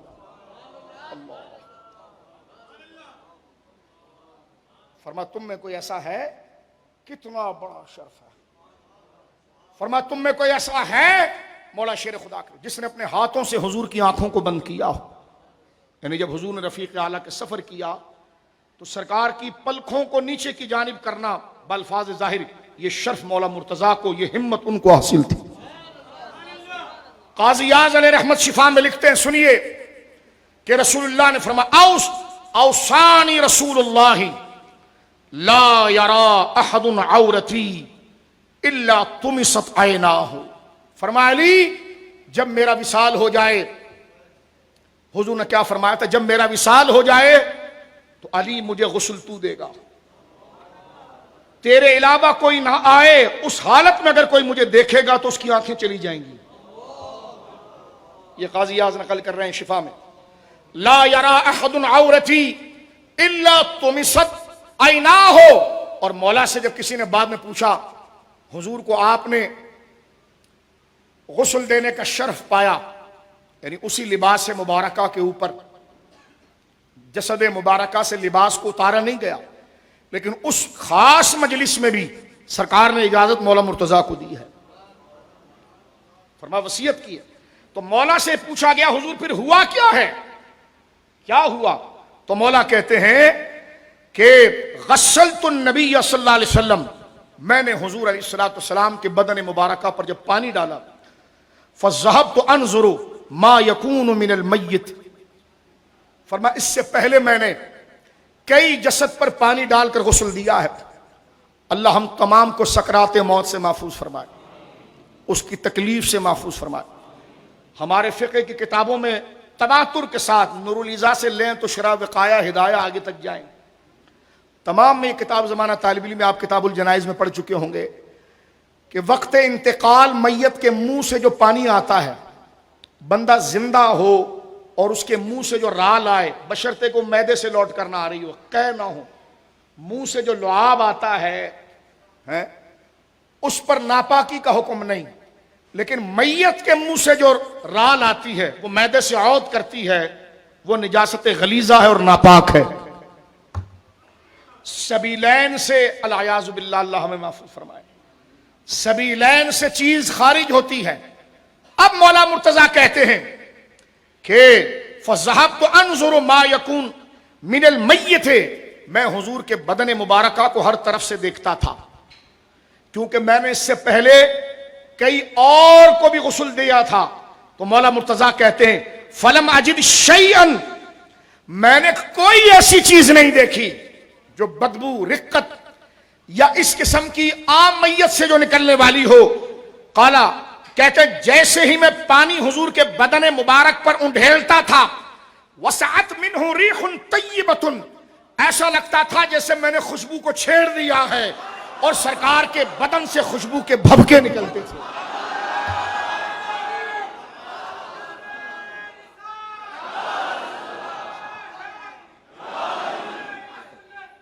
وہ کمال حسن حضور ہے کہ گمان نقص جہاں نہیں، وہی پھول خار سے دور ہے، وہی شمع ہے کہ دھواں نہیں۔ آگے کیا کہتے ہیں مولا مرتضیٰ؟ فرماتے جب میں نے حضور کے بدن مبارک پر پانی ڈالا تو پھر ارشاد فرماتے ہیں کہ میری زبان سے بے ساختہ یہ جملہ نکلا، طبت حیا و میتا، حضور جس طرح آپ ہمارے درمیان خوشبو والے تھے، آج اس سریر مبارکہ پر بھی آپ خوشبو والے ہیں۔ قاضی اعظم علیہ رحمت اس کے ساتھ آگے جملہ لکھتے فرماتے مثلہ قال ابو بکر صدیق، کہ یہی جملہ حضور کی نورانیت پر اور پاکیزگی پر حضرت ابو بکر نے بھی کہا تھا۔ فرمایا ومثلہ قال ابو بکر حین قبل النبی صلی اللہ علیہ وسلم بعد موتہ، اس لیے کہ سرکار علیہ الصلوۃ والسلام جب رفیق اعلیٰ سے واصل ہوئے تو حضرت ابو بکر صدیق آئے اور سرکار کی پیشانی کو چوما اور چوم کر یہی کہا کہ یا رسول اللہ طبت حیا و میتا، جس طرح آپ جلوہ گر تھے، خوشبو تھے، آج آپ کے بدن مبارکہ سے وہی خوشبو آ رہی ہے۔ یہ حضرت مولا مرتضیٰ شیر خدا رضی اللہ تعالیٰ کا مرتبہ، ایک مقام اور عزت کا مقام ہے۔ اس وقت میرے پاس 15 خطبے موجود ہیں اور وقت کے اختتام پر ہم پہنچ رہے ہیں، اور وہ اتنے قیمتی خطبے اہل سنت کے لیے۔ میرے دوستو بزرگوں، میں چند فضائل پڑھ دیتا ہوں مزید تاکہ آپ کے لیے موضوع قدر آسان ہو جائے، اور پھر میں جو ہے وقت رہا تو پھر دوبارہ امام آجوری کی چند تحقیقاتی باتوں کی طرف آتا ہوں. غور کیجیے آپ. حضرت مولانا مرتضی شیر خدا وہ عظیم ہستی ہیں جن سے محبت کرنا ایمان ہے اور جن سے بغض رکھنا نفاق ہے. حضرات شیخین اور صحابہ کی توہین کرنے کے بعد حب علی کا کوئی تصور نہیں ہے. توجہ ہے. اور شیخین کی توہین کے بعد حضرت علی کی محبت کا کوئی تصور باقی نہیں رہتا، اس لیے کہ اس نے مولا علی کو جھٹلا دیا. مولا جن کے پیچھے نمازیں پڑھتے رہے اور خود کتاب میں موجود ہے شیخین کی کثرت سے عظمت مولا کی زبان سے ثابت ہے. جس طرح کہ میں نے کل حضرت عمر رضی اللہ تعالیٰ سے بخاری شریف سے بھی پڑھا، ٹھیک ہے نا، اور خود نہج البلاغہ بھری پڑی ہے. تو اب اگر وہ شیخین کے خلاف بک کرتا ہے، ان سے بیزاری کرتا ہے، ان کی خلافت کا انکار کرتا ہے، ان کی عظمت کا انکار کرتا ہے، تو اس نے مولا کو جھٹلایا. اور جو شخص شیخین کی عظمت و کرامت کی بات کرے اور مولا کے ذکر کو قدر نہ دے وہ بھی منافق ہے. کامیاب کون ہے؟ جو شیخین سے بھی پیار کرے، ان کی خلافت اور افضلیت کی تصدیق کرے، مولا سے بھی پیار کرے، ان کی عظمت و شان، ان کی خلافت کی تصدیق کرے. اب آئیے میں اس میں کیا اونچا جملہ ہے بہت مختصر کر کے. اس وقت میرے سامنے فتاوی رضویہ شریف جلد نمبر 29 ہے. میں مزاج اہل سنت آپ کو بتا. فتاوی رضویہ جلد نمبر 29 صفحہ نمبر 333 اعلیٰ حضرت سے سوال ہوا ہے. اب دیکھیے مولا علی کے ذکر سے بیزاری کے لیے اہل سنت اس کو کس انداز میں لا کر زمین پر پٹکتے ہیں. یہ سنیے آپ. اعلیٰ حضرت امام اہل سنت، سارے عقیدہ اہل سنت کی آواز، تنہا آواز، جلد نمبر 29 صفحہ نمبر 333. مسئلہ پوچھا جا رہا ہے کیا فرماتے ہیں علماء دین. 3 بندوں کے بارے میں سوال ہے. کتنے بولیے؟ توجہ کیجیے. 3 بندوں کے بارے میں اعلیٰ حضرت سے پوچھتے ہیں کیا فرماتے ہیں علماء دین اس مسئلے میں کہ پہلا شخص کہتا ہے کہ تمام انبیاء اور فرشتے معصوم ہیں. ایک بندہ کہتا ہے تمام انبیاء اور تمام فرشتے معصوم ہیں. ایک یہ کہتا ہے. دوسرا شخص کہتا ہے سوائے 5 تن پاک کے کوئی معصوم نہیں. ٹھیک ہے. دوسرا بندہ. سوال کا تیسرا رخ. تیسرا شخص کہتا ہے کہ 5 تن پاک کوئی چیز نہیں ہے سوائے خلفائے راشدین کے. دیکھو ہر فتنے کو اس نے ایڈریس کر دیا 3 میں. پہلا شخص کہتا ہے، امام سے پوچھا گیا کہ 3 آدمی ہیں. پہلا آدمی کہتا ہے کہ انبیاء اور ملائکہ، فرشتوں اور نبیوں کے علاوہ کوئی معصوم نہیں. ٹھیک. معصوم کی آسان سی تعریف یہ ہے کہ انبیاء کرام کو اللہ رب العالمین جل وعلا عصمت کا ایک وصف دیتا ہے. وہ وصف ایسے کمال کا ہوتا ہے جو ان سے صغائر و کمائر عمدن کرنے سے روکتا ہے. ممکن بالذات ہوتا ہے، ممتنع بالغیر ہوتا ہے. اور ہر قسم کی بچکانہ اور ایسی حرکات جس سے لوگ نفرت پائیں ان سے صادر نہیں ہوتی. یہ ہے معصوم. محفوظ کس کو کہتے ہیں؟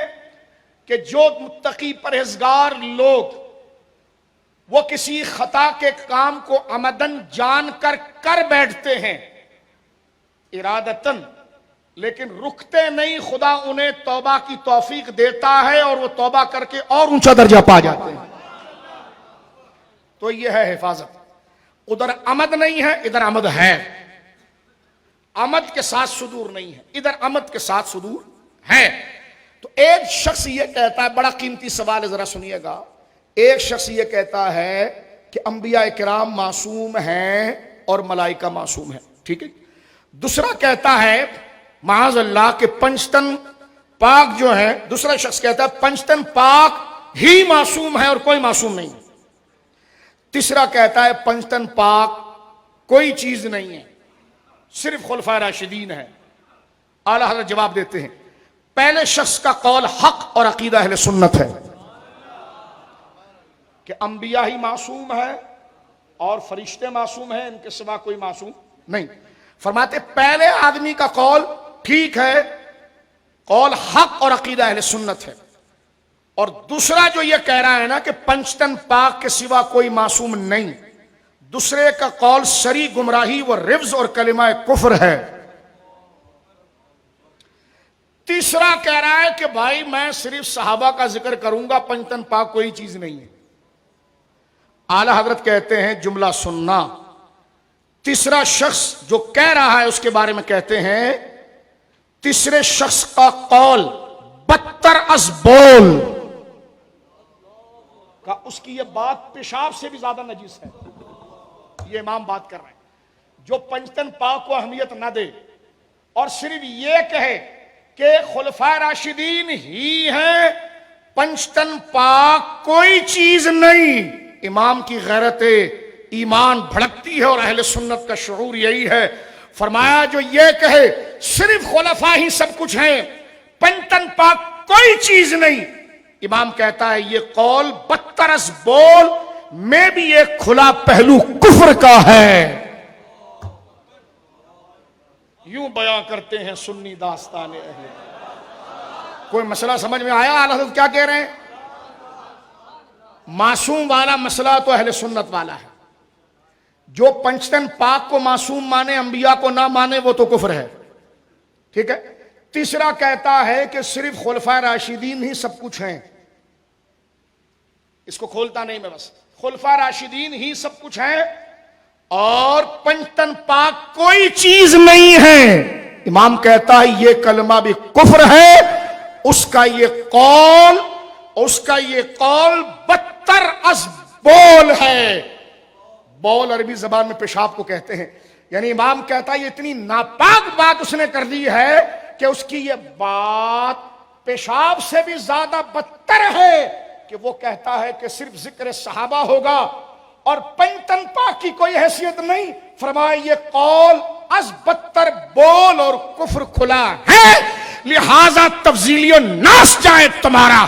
تم کہتے رضوی ناسبی ہوتا ہے، ابے ڈبے پیرو، دنیا کو اس وقت میں اگر اہل بیت کی شان اگر کسی نے بتائی تو احمد رضا نے بتائی ہے۔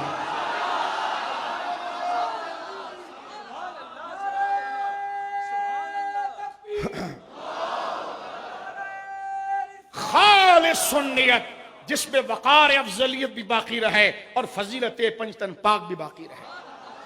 اب آپ دیکھیے جو اہل بیت سے بغض رکھے وہ خلا منافق ہے۔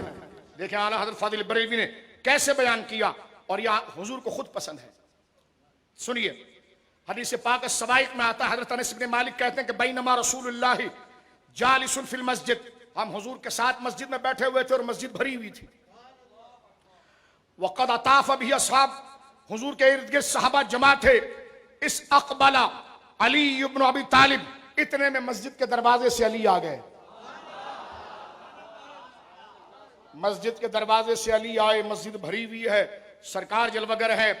فنظر رسول اللہ صلی اللہ علیہ وسلم فی وجوہ اصحابہ ایہم یوسع لہ، سرکار صحابہ کو دیکھنے لگے کہ کون ہے جو میرے علی کو جگہ دیتا ہے، کون ہے جو علی کے لیے جگہ کو کشادہ کرتا ہے۔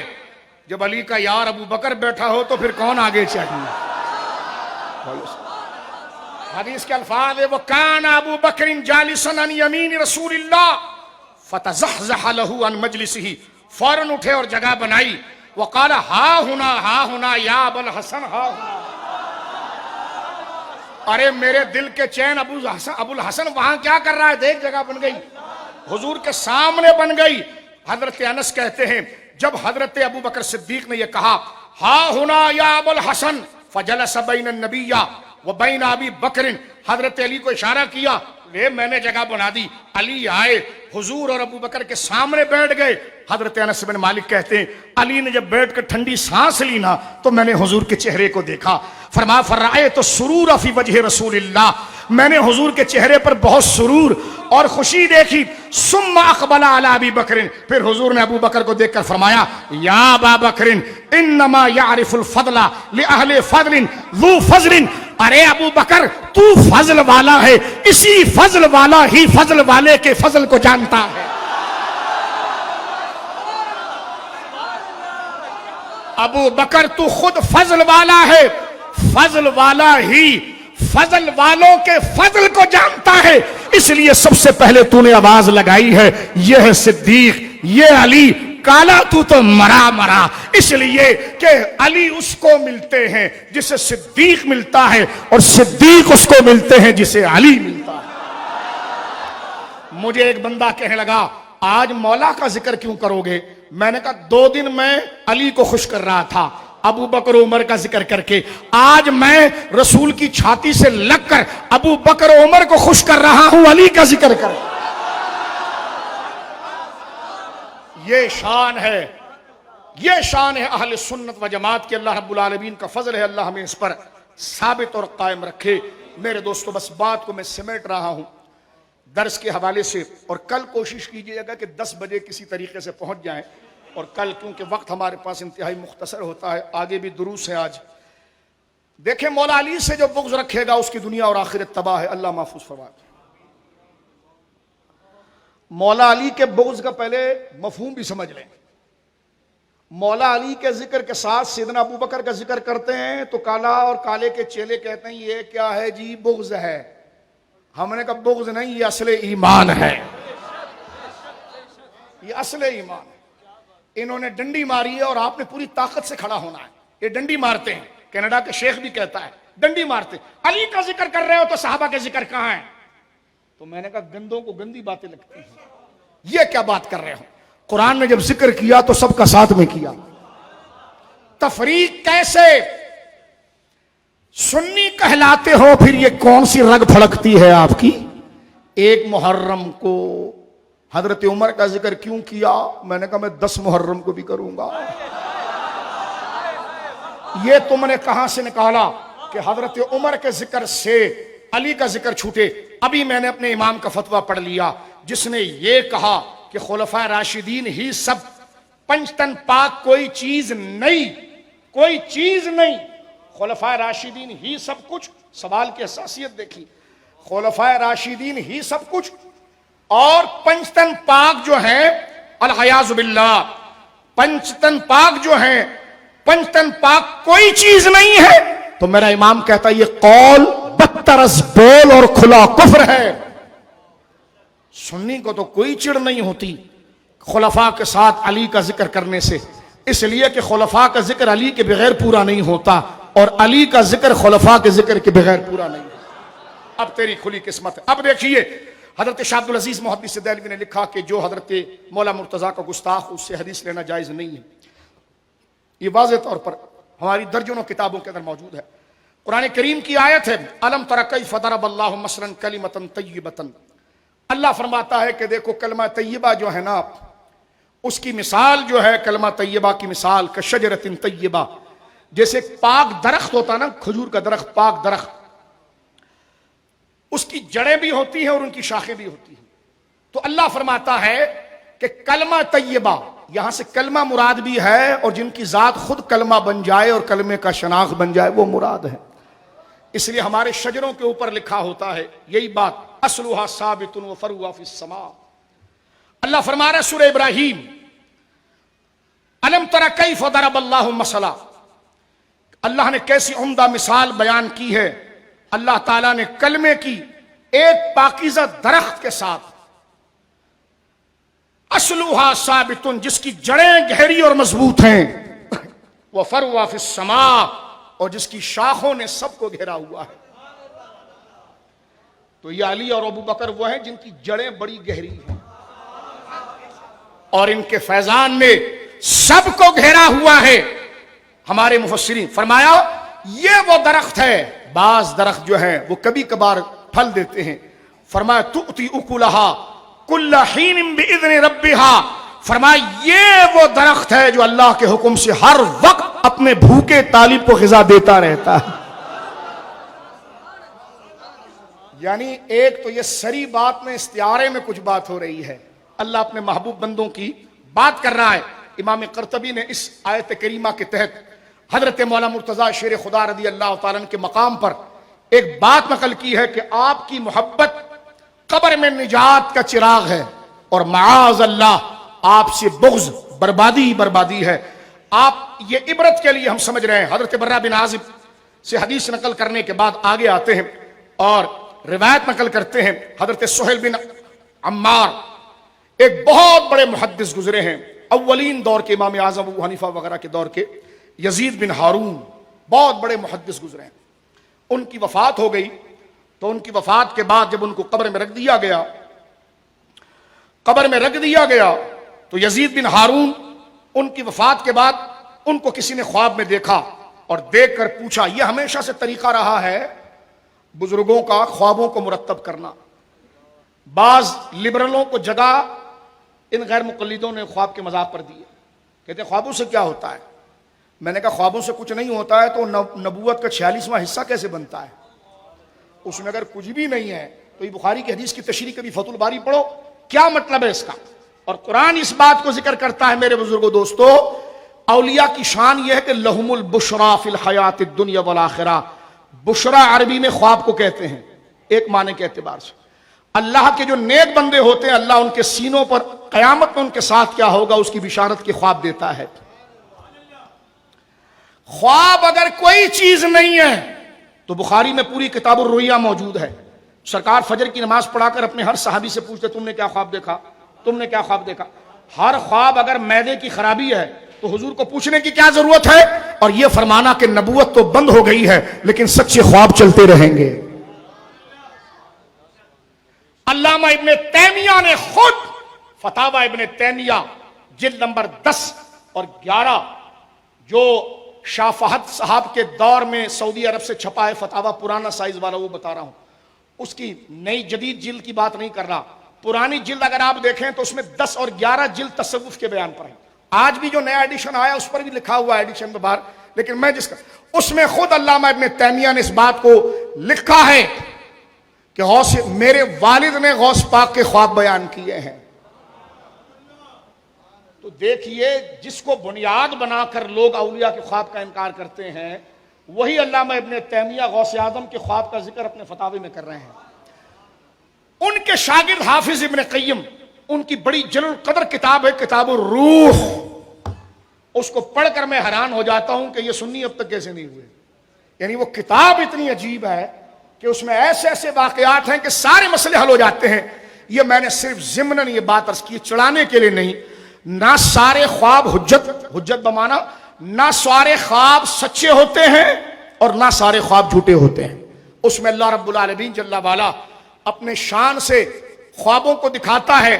صحابہ کرام کے خواب حدیثوں میں لکھے ہوئے ہیں, تابعین کے لکھے ہوئے ہیں, تبع تابعین کے لکھے ہوئے ہیں. سیار اعلام النبلاء کے اندر علامہ ذہبی جو خود علامہ ابن تیمیہ کے شاگرد ہیں, اس کتاب میں ہزاروں خواب محدثین کے موجود ہیں. تو خواب کا انکار نہیں کرنا چاہیے, نہ ہی گویا کہ ہر بے تکی بات کے خواب کو لینا چاہیے. اس کا وقت ہے, طریقہ ہے, صلاحیت ہے, مرتبہ ہے, اس کے شرائط ہیں. خیر, اس شک کو دور کرنے کے بعد حضرت علی کی شان دیکھیں. حضرت یزید بن ہارون بہت جلیل القدر محدث ہیں. جب ان کا انتقال ہوا کسی نے ان کو خواب میں دیکھا. شان علی ذرا دیکھیے آپ, اس بندے نے پوری زندگی حدیث پاک کی خدمت کی ہے. کہتے ہیں کہ جب ان کو قبر میں رکھ دیا گیا ہے تو میں نے ان سے پوچھا اللہ تعالیٰ نے آپ کے ساتھ کیا سلوک کیا. خواب میں پوچھا ان سے. کتاب الرؤیا کے اندر علامہ ابن قیم نے تو ہزاروں خواب نقل کیے ہیں یار. محمد ابن سیرین کی کتاب الرؤیا, کتاب التعبیر, خود یہ امام بخاری کے دادا استاذوں میں سے ہیں. اگر خوابوں کی کوئی حیثیت ہی نہیں ہے تو حضرت کہتا نہیں وہ تو خواب مومن کے ہونے چاہیے. میں نے کہا قرآن میں تو آتا حضرت یوسف نے تو کافر کے خواب کی بھی تعبیر کی ہے. عجیب بات ہے یار. تو بھائی آپ پہلے فن کا علم حاصل کریں, چٹ کسی چیز کا انکار نہ کریں. سورہ یوسف کا سارا دار و مدار اس خواب پر ہے. انی رأیت 11 کوکبا والشمس والقمر رأیتهم لی ساجدین. دیکھیں شروع میں ہی ہے. اور نحن نقص احسن القصص. احسن القصص اس کو کہا اس لیے گیا ہے کہ سارا اس کا سلسلہ خواب کا ہے. چلو وہ تو انبیاء ہے. فرق یہ ہے کہ غیر نبی کا خواب حجت نہیں ہوتا. حجت نہیں ہونے سے مراد نہیں وہ جھوٹ ہوتا ہے, مراد یہ بھی نہیں ہے اس کا, اس سے شریعت نہیں بنتی, احکام نہیں آتے, حرام و حلال کے مسئلے مرتب نہیں ہوتے, لیکن اس سے مستقبل کے معاملات کا علم اللہ اپنے فضل سے جس بندے کو چاہتا ہے، اتقوا فراست المومن فإنه ينظر بنور اللہ۔ حضرت ابو سعید خدری کہتے ہیں رسول اللہ نے فرمایا مومن کی فراست سے بچ، وہ اللہ کے نور سے دیکھتا ہے۔ جامع ترمذی شریف کتاب التفسیر میں یہ حدیث موجود ہے، اور علامہ علی قاری علیہ رحمت نے شرح فقہ اکبر میں اس کا معنی کیا کیا ہے، الفراست و معاینۃ الغیب۔ فرمایا فراست کس کو کہتے ہیں؟ فرمایا مومن کے دل میں ایک آنکھ ہوتی ہے جس کو خدا کھول دیتا ہے تو وہ غیب کو دیکھتا ہے۔ اب کتنے حوالے میں پڑھوں آپ کے سامنے، بس ٹھیک آئیے اس واقعے کی طرف آ جائیے۔ ہارون بن یزید کا جب انتقال ہوا، جو بہت بڑے محدث تھے، پوری زندگی اللہ کے رسول کی حدیث پڑھائی، سب سے شریف اور مشرف کام کیا، اشراف میں سے ہیں، بولو سبحان اللہ۔ سونا بھی ہے تو مطالعہ، جاگنا بھی ہے تو مطالعہ، جب بیٹھتے ہیں تو درس ہیں، جب درس سے فارغ ہوتے تو پھر قال اللہ قال رسول ہے۔ اتنی پاکیزہ اور نفیس زندگی آپ نے گزاری۔ جب قبر میں رکھ دیا گیا میرے دوستو بزرگوں، تو حضرت یزید بن ہارون کو جب قبر میں رکھ دیا گیا تو رکھنے کے بعد اللہ اکبر، ان سے خواب دیکھتے ہوئے کسی شخص نے پوچھا خواب میں کہ اللہ نے تمہارے ساتھ کیا سلوک کیا؟ انہوں نے کہا قبر میں میرے پاس بڑے خوفناک اور سخت فرشتے آئے تھے اور مجھ سے فرمایا ما دینوں کا، من ربوں کا، من نبیوں کا۔ یہ امام قرطبی کو پڑھ رہا ہوں۔ مجھ سے پوچھا تیرے رب کون ہے، تیرا دین کیا ہے، تیرا نبی کون ہے؟ کہنے کہ جب یہ سوال انہوں نے مجھ سے کیا نا کہ ما دینوں کا، من ربوں کا، من نبیوں کا، فاحست باللحیتی، میں نے اپنی داڑھی کو پکڑا۔ ان کی 80 سال عمر تھی، زیادہ تھی۔ فرمایا جب فرشتے نے مجھ سے یہ پوچھا نا من ربوں کا، من ربوں کا، ما دینوں کا، من نبیوں کا، تو میں نے فرشتے کو بتایا کیا جواب دیا، فاحست اللحیتی البیضاء، میں نے اپنی سفید داڑھی کو اپنے ہاتھ میں پکڑا، یقال، اور میں نے کہا وقلت مثلی، تم مجھ جیسے آدمی سے پوچھ رہے ہو کہ میرا رب کون ہے، تم مجھ سے پوچھ رہے ہو میرا دین کو کیا ہے، تم مجھ سے پوچھ رہے ہو؟ کہتے ہیں میں نے اپنی سفید داڑھی کو تعجب میں پکڑا، یعنی تعجب میں بندہ داڑھی پکڑتا ہے، کہ میں نے اپنی سفید داڑھی کو پکڑا اور اس سے کہا کہ تم مجھ سے پوچھتے ہو، قد علمت الناس جوابکما 80 سنہ، او فرشتو اسی کا جواب اپنی زندگی میں 80 سال امت کو سکھاتا رہا ہوں۔ یہ امام قرطبی نے کہا تم مجھ سے پوچھتے ہو، قد علمت جوابکم 80 سنہ، فرمایا میں 80 سال قبر میں جواب دیا، میں 80 سال امت کو ان سوالوں کا جواب سکھاتا رہا ہوں، اور تو مجھ سے پوچھتا ہے میرا رب کون ہے، میرا دین کیا ہے، میرا نام پتا ہے تجھے، میں یزید بن ہارون ہوں؟ تو فرشتے کا پھر کیا ہوا؟ کہنے لگے فرشتے پھر تھوڑا سے پیچھے ہٹ گئے اور پھر مجھ سے پوچھنے لگے، ایک بندے کا نام لیا، نام نہیں لیتا میں ایسی، اس بندے کا نام لیا جو کتاب میں لکھا ہوا ہے کہ اس کو جانتے تم، وہ بھی حدیث کا بڑا خادم تھا۔ کہا اس کو میں جانتا ہوں، بالکل بالکل اس کو میں جانتا ہوں۔ کہا تم نے اس سے کوئی حدیث لی ہے؟ اس بندے کا نام لے کر کہا۔ میں نے کہا ہاں۔ کہا اس کو خدا نے ذلیل کر دیا، قبر میں خدا نے اس کو ذلیل کر دیا۔ اس کا نام لیا جو خود بہت بڑا محدث تھا۔ کہا یزید بن ہارون ہم تو تجھ سے پیچھے ہٹ گئے ہیں، لیکن تو نے اس بندے سے نام نہیں لیتا، تو نے اس بندے سے حدیث لی ہے؟ تو کہا ہاں۔ کہا خدا نے اس پر غضب کیا اور اس کو ذلیل کر دیا۔ میں نے کہا کیوں؟ فقال انه كان يبغض عليا فابغضه الله، اس لیے کہ دنیا میں وہ خدا سے چڑھتا تھا، قبر میں خدا اس سے چڑھ گیا۔ وہ دنیا میں علی سے بغض رکھتا تھا، قبر میں خدا نے اس سے بغض رکھا۔ ساری زندگی کی تدریس رستے لگ گئی، سب تقریر رستے لگ گئی، تسبیحات سب رہ گئی، نعرے تقریر سب رہ گئی۔ یہ مقام علی ہے۔ فرمایا تجھے تو اس لیے چھوڑ دیا کہ تو علی کا معتقد تھا، خدا نے اس کو ذلیل اس لیے کیا تھا، تیرے ہم پلہ وہ عالم، لیکن ذلیل اس لیے ہوا کہ وہ علی سے بغض رکھتا تھا، خدا نے اس سے بغض رکھا ہے۔ اللہ رب العالمین جل وعلا اس عظیم دولت سے ہمیں مالا مال کرے، اور ہماری زبانوں کو اللہ رب العالمین جل وعلا اس آفت سے اور اس بربادی سے اللہ رب العالمین محفوظ فرمائے۔ آخری بات صرف میں یہاں پر عرض کر کے اپنے درس کو ختم کر رہا ہوں۔ آج کے حضرت مولا مرتضیٰ شیر خدا رضی اللہ تعالیٰ عنہ کی شجاعت کرامت، عزت، اس کا تو ایک لمبا سلسلہ ہے. اور اس دیوان کا، اس عظمت کا حضرت عمر سے کسی نے پوچھا تھا آپ کو علی کیسا لگتا ہے؟ بھائی میں کیا بتاؤں آپ کو مولا کون ہے، میری کیا اوقات. فاروق اعظم اونچے اونچوں کو جانتے ہیں نا. حضرت عمر سے کسی نے پوچھا، یہ بخاری شریف، یہ مستدرک کی حدیث ہے. حضرت عمر کہتے ہیں لقد اوتی علی ابن ابی طالب ثلاث خصال، علی کو 3 چیزیں وہ ملی ہیں. یہاں اختصار ہے، اس کا یہ مطلب نہیں کہ 3 ہی. محدثین لکھتے ہیں حضرت سیدنا عمر نے 3 کا ذکر کیا ہے، لیکن آپ کی شان کوئی 3 میں منحصر نہیں ہے. ٹھیک ہے جی. آپ فرماتے ہیں لقد اوتی علی ابن ابی طالب ثلاث خصال لأن تكون لي خصلة منها احب الی من اوتی خمر النعم. کہ علی کو 3 چیزیں ایسی ملی ہیں، اگر اس میں سے کوئی ایک بھی مجھ عمر کو مل جاتی تو روئے زمین کی قیمتی دولت سے زیادہ میرے لیے عزیز تھی. پوچھا گیا حضور وہ کیا تھی؟ وما ہن یا امیر المومنین. فرما پہلی چیز تزوجہ فاطمہ بنت رسول اللہ رضی اللہ عنہ، سیدہ خیر النساء آپ کے نکاح میں آئی یہ فضیلت. فرما دوسری کیا؟ فرما وہ سکناہ المسجد مع رسول اللہ یحل له ما فیہ ما یحل له، ہر حال میں حضور نے ان کو مسجد میں رہنا، سونا، گزرنا سب جائز کر دیا تھا. اور فرمایا وَالرَّعْيَةُ يَوْمَ خیبر، اور خیبر کا جھنڈا حضور نے علی کے ہاتھ میں دیا تھا. یہ بات حضرت سیدنا، کیونکہ خیبر جو ہے وہ سن 6 ہجری کو ہو رہی ہے، اور یہ بہت گھمسان کی لڑائی تھی. سرکار کا فرمان تھا لا تتمنوا لقاء العدو، تم دشمن سے مقابلے کی تمنا نہ کرو. یہ حضور امت کو سکھا رہے ہیں، خواہ مخواہ کسی سے پنگا نہ لو. لا تتمنوا لقاء العدو، دشمن سے مقابلے کی تمنا نہ کرو. واسألوا اللہ العافیہ، اللہ سے عافیت مانگو. دشمن کو دعوت نہ دو، جنگ کو درگزر کرو، اللہ سے عافیت مانگو.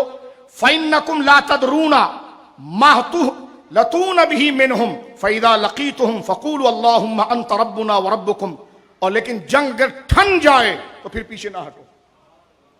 بولو سبحان اللہ. جنگ اگر آ جائے تو پھر پیچھے نہ ہٹو، کہو اے اللہ تو ان کا بھی رب ہے اور ہمارا بھی رب ہے. نواسینا و نواسیہم، ہماری پیشانی اور عزت بھی تیرے ہاتھ میں، ان کی پیشانی عزت بھی تیرے ہاتھ میں. انما تقتلہم انت ثم الزم العرض جلوسا.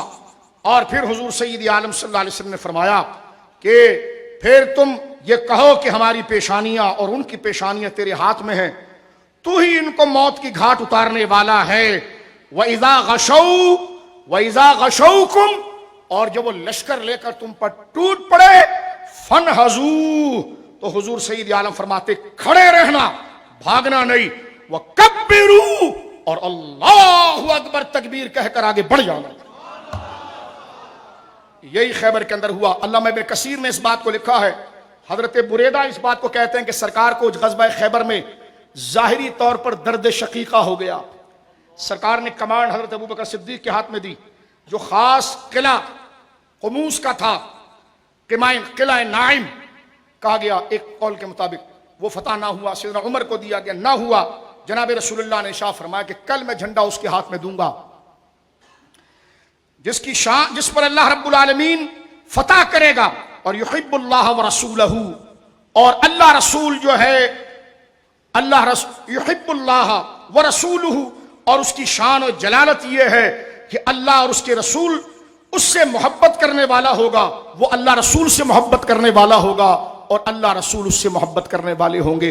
اور سرکار نے فرمایا لأوتین رعیۃ غدا رجلا یفتح اللہ علیہ، کل میں جھنڈا دوں گا. مختصر کر رہا ہوں، حدیث پاک کو آپ جانتے، اس میں خاص نقطہ، صبح کے وقت حضور سید عالم نے حضرت مولا کو بلایا اور جھنڈا ان کے ہاتھ میں دیا. مسند امام محمد میں موجود ہے. سیر اعلام النبلاء کا ایک قیمتی حوالہ سماعت فرمائیے. حضرت امام الذہبی کہتے ہیں کہ جب حضرت مولا آئے تو آپ کی آنکھوں میں درد تھا، آشوب چشم، آنکھوں میں درد تھا. حضور کی بارگاہ میں آئے، بخاری میں موجود ہے سیر میں موجود ہے، مسلم امام احمد میں موجود ہے، سرکار نے اپنا لعاب دہن نکالا اور ان کی آنکھوں میں ڈال دیا. کہتے ہیں کہ ڈالا اور حضور نے پھر دعا کی اللہم اذھب عن الحر والبرد، اے اللہ علی سے ہمیشہ کے لیے گرمی کی سختی دور کر دے، علی سے ہمیشہ کے لیے سخت سردی کی سختی دور کر دے. حضرت علی کہتے ہیں وجدت حرا ولا بردا منذ یومئذ، فرما مجھے کوئی پرواہ نہیں ہوتی، گرمی شدید ہوتی تو مجھے نہیں لگتی، سردی شدید ہوتی تو مجھے نہیں لگتی. یہ سرکار دو عالم صلی اللہ علیہ وسلم کی دعا تھی. اور حضرت علی شیر خدا رضی اللہ تعالیٰ جب گئے، یہ مسلم شریف میرے سامنے کتاب الفضائل حدیث نمبر 6100، حضرت عمر کہتے ہیں کہ جب حضرت سیدنا علی کا نام آیا تو کہتے ما احببت الامارۃ الا یومئذ، میں نے حضور سے منصب کا مطالبہ کبھی بھی نہیں کیا تھا، لیکن جب آپ حضور نے اتنی بڑی بات فرما دی نا کہ اللہ رسول اس سے محبت کرتے ہیں اور وہ اللہ رسول سے محبت کرتا ہے. جبکہ یہ شان حضرت عمر کو بھی اپنے درجے میں حاصل ہے، کئی صحابہ کو حاصل ہے. ٹھیک ہے، وہ جو آیت ہے نا یا الذین آمنوا من یرتد منکم عن دینہ فسوف یأتی اللہ بقوم، جب لوگ مرتد ہو جائیں گے تو اللہ ایک نیک قوم کو لائے گا. اور قرآن کہتا ہے وہ قوم کیسی ہوگی؟ جن سے اللہ محبت کرے گا اور وہ اللہ سے محبت کریں گے. تو قرآن نے وہاں پر حضرت ابوبکر و عمر اور جماعت صحابہ کو جو قتال کریں گے مرتدین ان کو بھی کہا ہے. یہ وضاحت تفضیلیوں ناس جائے تمہارا. ہم تو رد کر رہے تھے قادیانیت کا اصل فرقے کا، تم دجالوں نے 3 سال سے وہ ڈرامہ لگایا ہے کہ علماء اہل سنت کی ساری محنت ادھر آ گئی ہے، اور آج ہمیں یہ حدیث پڑھ کے وضاحت بار بار کرنی پڑتی ہے. اس کا جواب تمہیں ساری امت کی طرف سے قیامت میں دینا پڑے گا. جو زور ہمارا دہریوں کے خلاف، اسلام دشمنوں کے خلاف لگا ہوا تھا، ان ظالموں نے صحابہ کے خلاف بک بک کر کے اس سال ہزاروں کتابیں صحابہ کی عزت پر چھپی ہیں. جو مسلم مسئلہ تھا اس کو چھیڑ دیا. توجہ ہے، اپنا پیٹ بڑھانے کے لیے اور حرام کھانے کے لیے. اور جو توانائیاں غیر اسلام کے اصل دشمن پر خرچ ہونی تھی، علماء وہاں سے رک گئے، کیونکہ آگے کیسے بڑھے؟ پہلے ہی فصلیں بٹیر اور خنزیر اندر آ چکے ہیں، ان کو بھگائیں گے تو فصل کو آگے لے کر چلیں گے. تو آج علماء کے لیے مطالعہ تحریر سارا اس طرف آ گیا. ان ظالموں نے اصل موڑی پر حملہ کر دیا. خدا پوچھے گا جب یہ قبروں میں جائیں گے، مرید 50 کلو پھول ڈالے گا بیٹا، فائدہ تو پھول والے کا ہوگا، لیکن بڑے پیٹ والے پیر تجھے جواب دینا ہوگا، تو نے صحابہ کے خلاف بدتمیزی کر کر اس امت کو بانٹ دیا ہے. ادھر صحابہ کا نام، ادھر کالے کے گھوڑے پر بھی ہاتھ ہیں. تو پھر ہم بھی پھر ایسے سیدوں سے بسی کرتے ہیں کہ جب عقیدہ ہی درست نہیں ہے تو ہم نے آپ کو پال کے کیا کرنا ہے؟ آپ سے جڑنا جھکاؤ ڈر کے نہیں تھا، اتحاد کے لیے. لیکن اصل سرمایہ کو تم گالی دے دو اور خلاف کر دو، غداروں سے مل جاؤ، تو پھر قو انفسکم واہلیکم نارا، بندہ پھر خود ہی مسلمان مر جائے، یہ اس کے لیے کافی ہے. یہ حدیث پڑھتے ہوئے خدا کی قسم میرا دل کٹ رہا ہے اتنی وضاحت دینے کے لیے. اتنی لوگوں کے ذہنوں میں، نوجوانوں کے ذہنوں کے اندر آج رافضی جو بک بک کر رہا ہے، اس گناہ کا ایصال بھی ان کو پہنچتا ہے جنہوں نے صحابہ کے خلاف بھونکنے کی زبانیں دی ہے. قطعاً مسافہ تو درکنار، ان کے چہروں کو دیکھنا بھی جائز نہیں ہے، کیونکہ جس کے دل میں ابو بکر عمر عثمان و علی اور جماعت صحابہ کی عقیدت نہیں، اس کو پوچھ کر ہم نے کیا کرنا ہے. لہذا بالکل یہ درس حضرت، اس روایت پر میں بات کو سمیٹ رہا ہوں. حضرت فاروق اعظم رضی اللہ تعالیٰ کہتے ہیں میں نے حضور سے منصب کبھی نہیں مانگا تھا، حضور سے منصب کبھی نہیں مانگا، لیکن آج جب کہا نا میں اس سے محبت کرتا ہوں، اللہ رسول اس سے محبت کرتے ہیں، تو حضرت عمر جیسا بندہ کہتا ہے الا یومئذ، آج میرے دل میں خواہش آئی کہ وہ جھنڈا حضور مجھے دے دیں، وہ جھنڈا حضور مجھے دے دیں. جلدی سے سن لیجئے. کہتے جب حضرت علی کو دیا تو لوگوں نے پوچھا ہوا کیا؟ فرمایا رات کا وقت تھا، دن کا وقت تھا. علی جب آئے تو حضور نے فرمایا امشے، علی جھنڈا لے اور جا، علی جھنڈا لے اور جا، ولا تلتفت حتی یفتح اللہ علیک، اور جب تک مڑ کر نہیں دیکھنا جب تک اللہ تیرے ہاتھ پر فتح نہ دے دے. علی گئے، فصار علی شیعہ، تھوڑی دور گئے اور حدیث میں آتا ہے ثم وقفا، اور رک گئے، ولم یلتفت، مڑے نہیں، حضور نے مڑنے سے منع کیا تھا، تو چہرہ سامنے ہی تھا، ایک مسئلہ حضور سے پوچھنا رہ گیا تھا، مڑتے نہیں ہیں، سرکار نے کہا جائے گا تو پھر فتح لے کر آنا، مڑنا نہیں علی تو فرمایا میں مڑا نہیں، وہیں سے میں نے چیخا، فصرخا، زور سے چیخا، یا رسول اللہ، اے اللہ کے رسول، الا ماذا اقاتل الناس، میں کب تک لڑتا رہوں گا ان سے، یہ تو میں نے پوچھا ہی نہیں، یا رسول اللہ میں کب تک لڑتا رہوں گا؟ سرکار نے فرمایا قاتلہم حتی یشہدوا ان لا الہ الا اللہ واشہد ان محمدا عبدہ ورسولہ فاذا فعلوا ذلك فقد منعوا منک دماءہم واموالہم الا بحقها وحسابہم علی اللہ۔ فرمایا علی جب تک وہ خدا کی گواہی نہ دے دیں اور رسول کی گواہی نہ دے دیں۔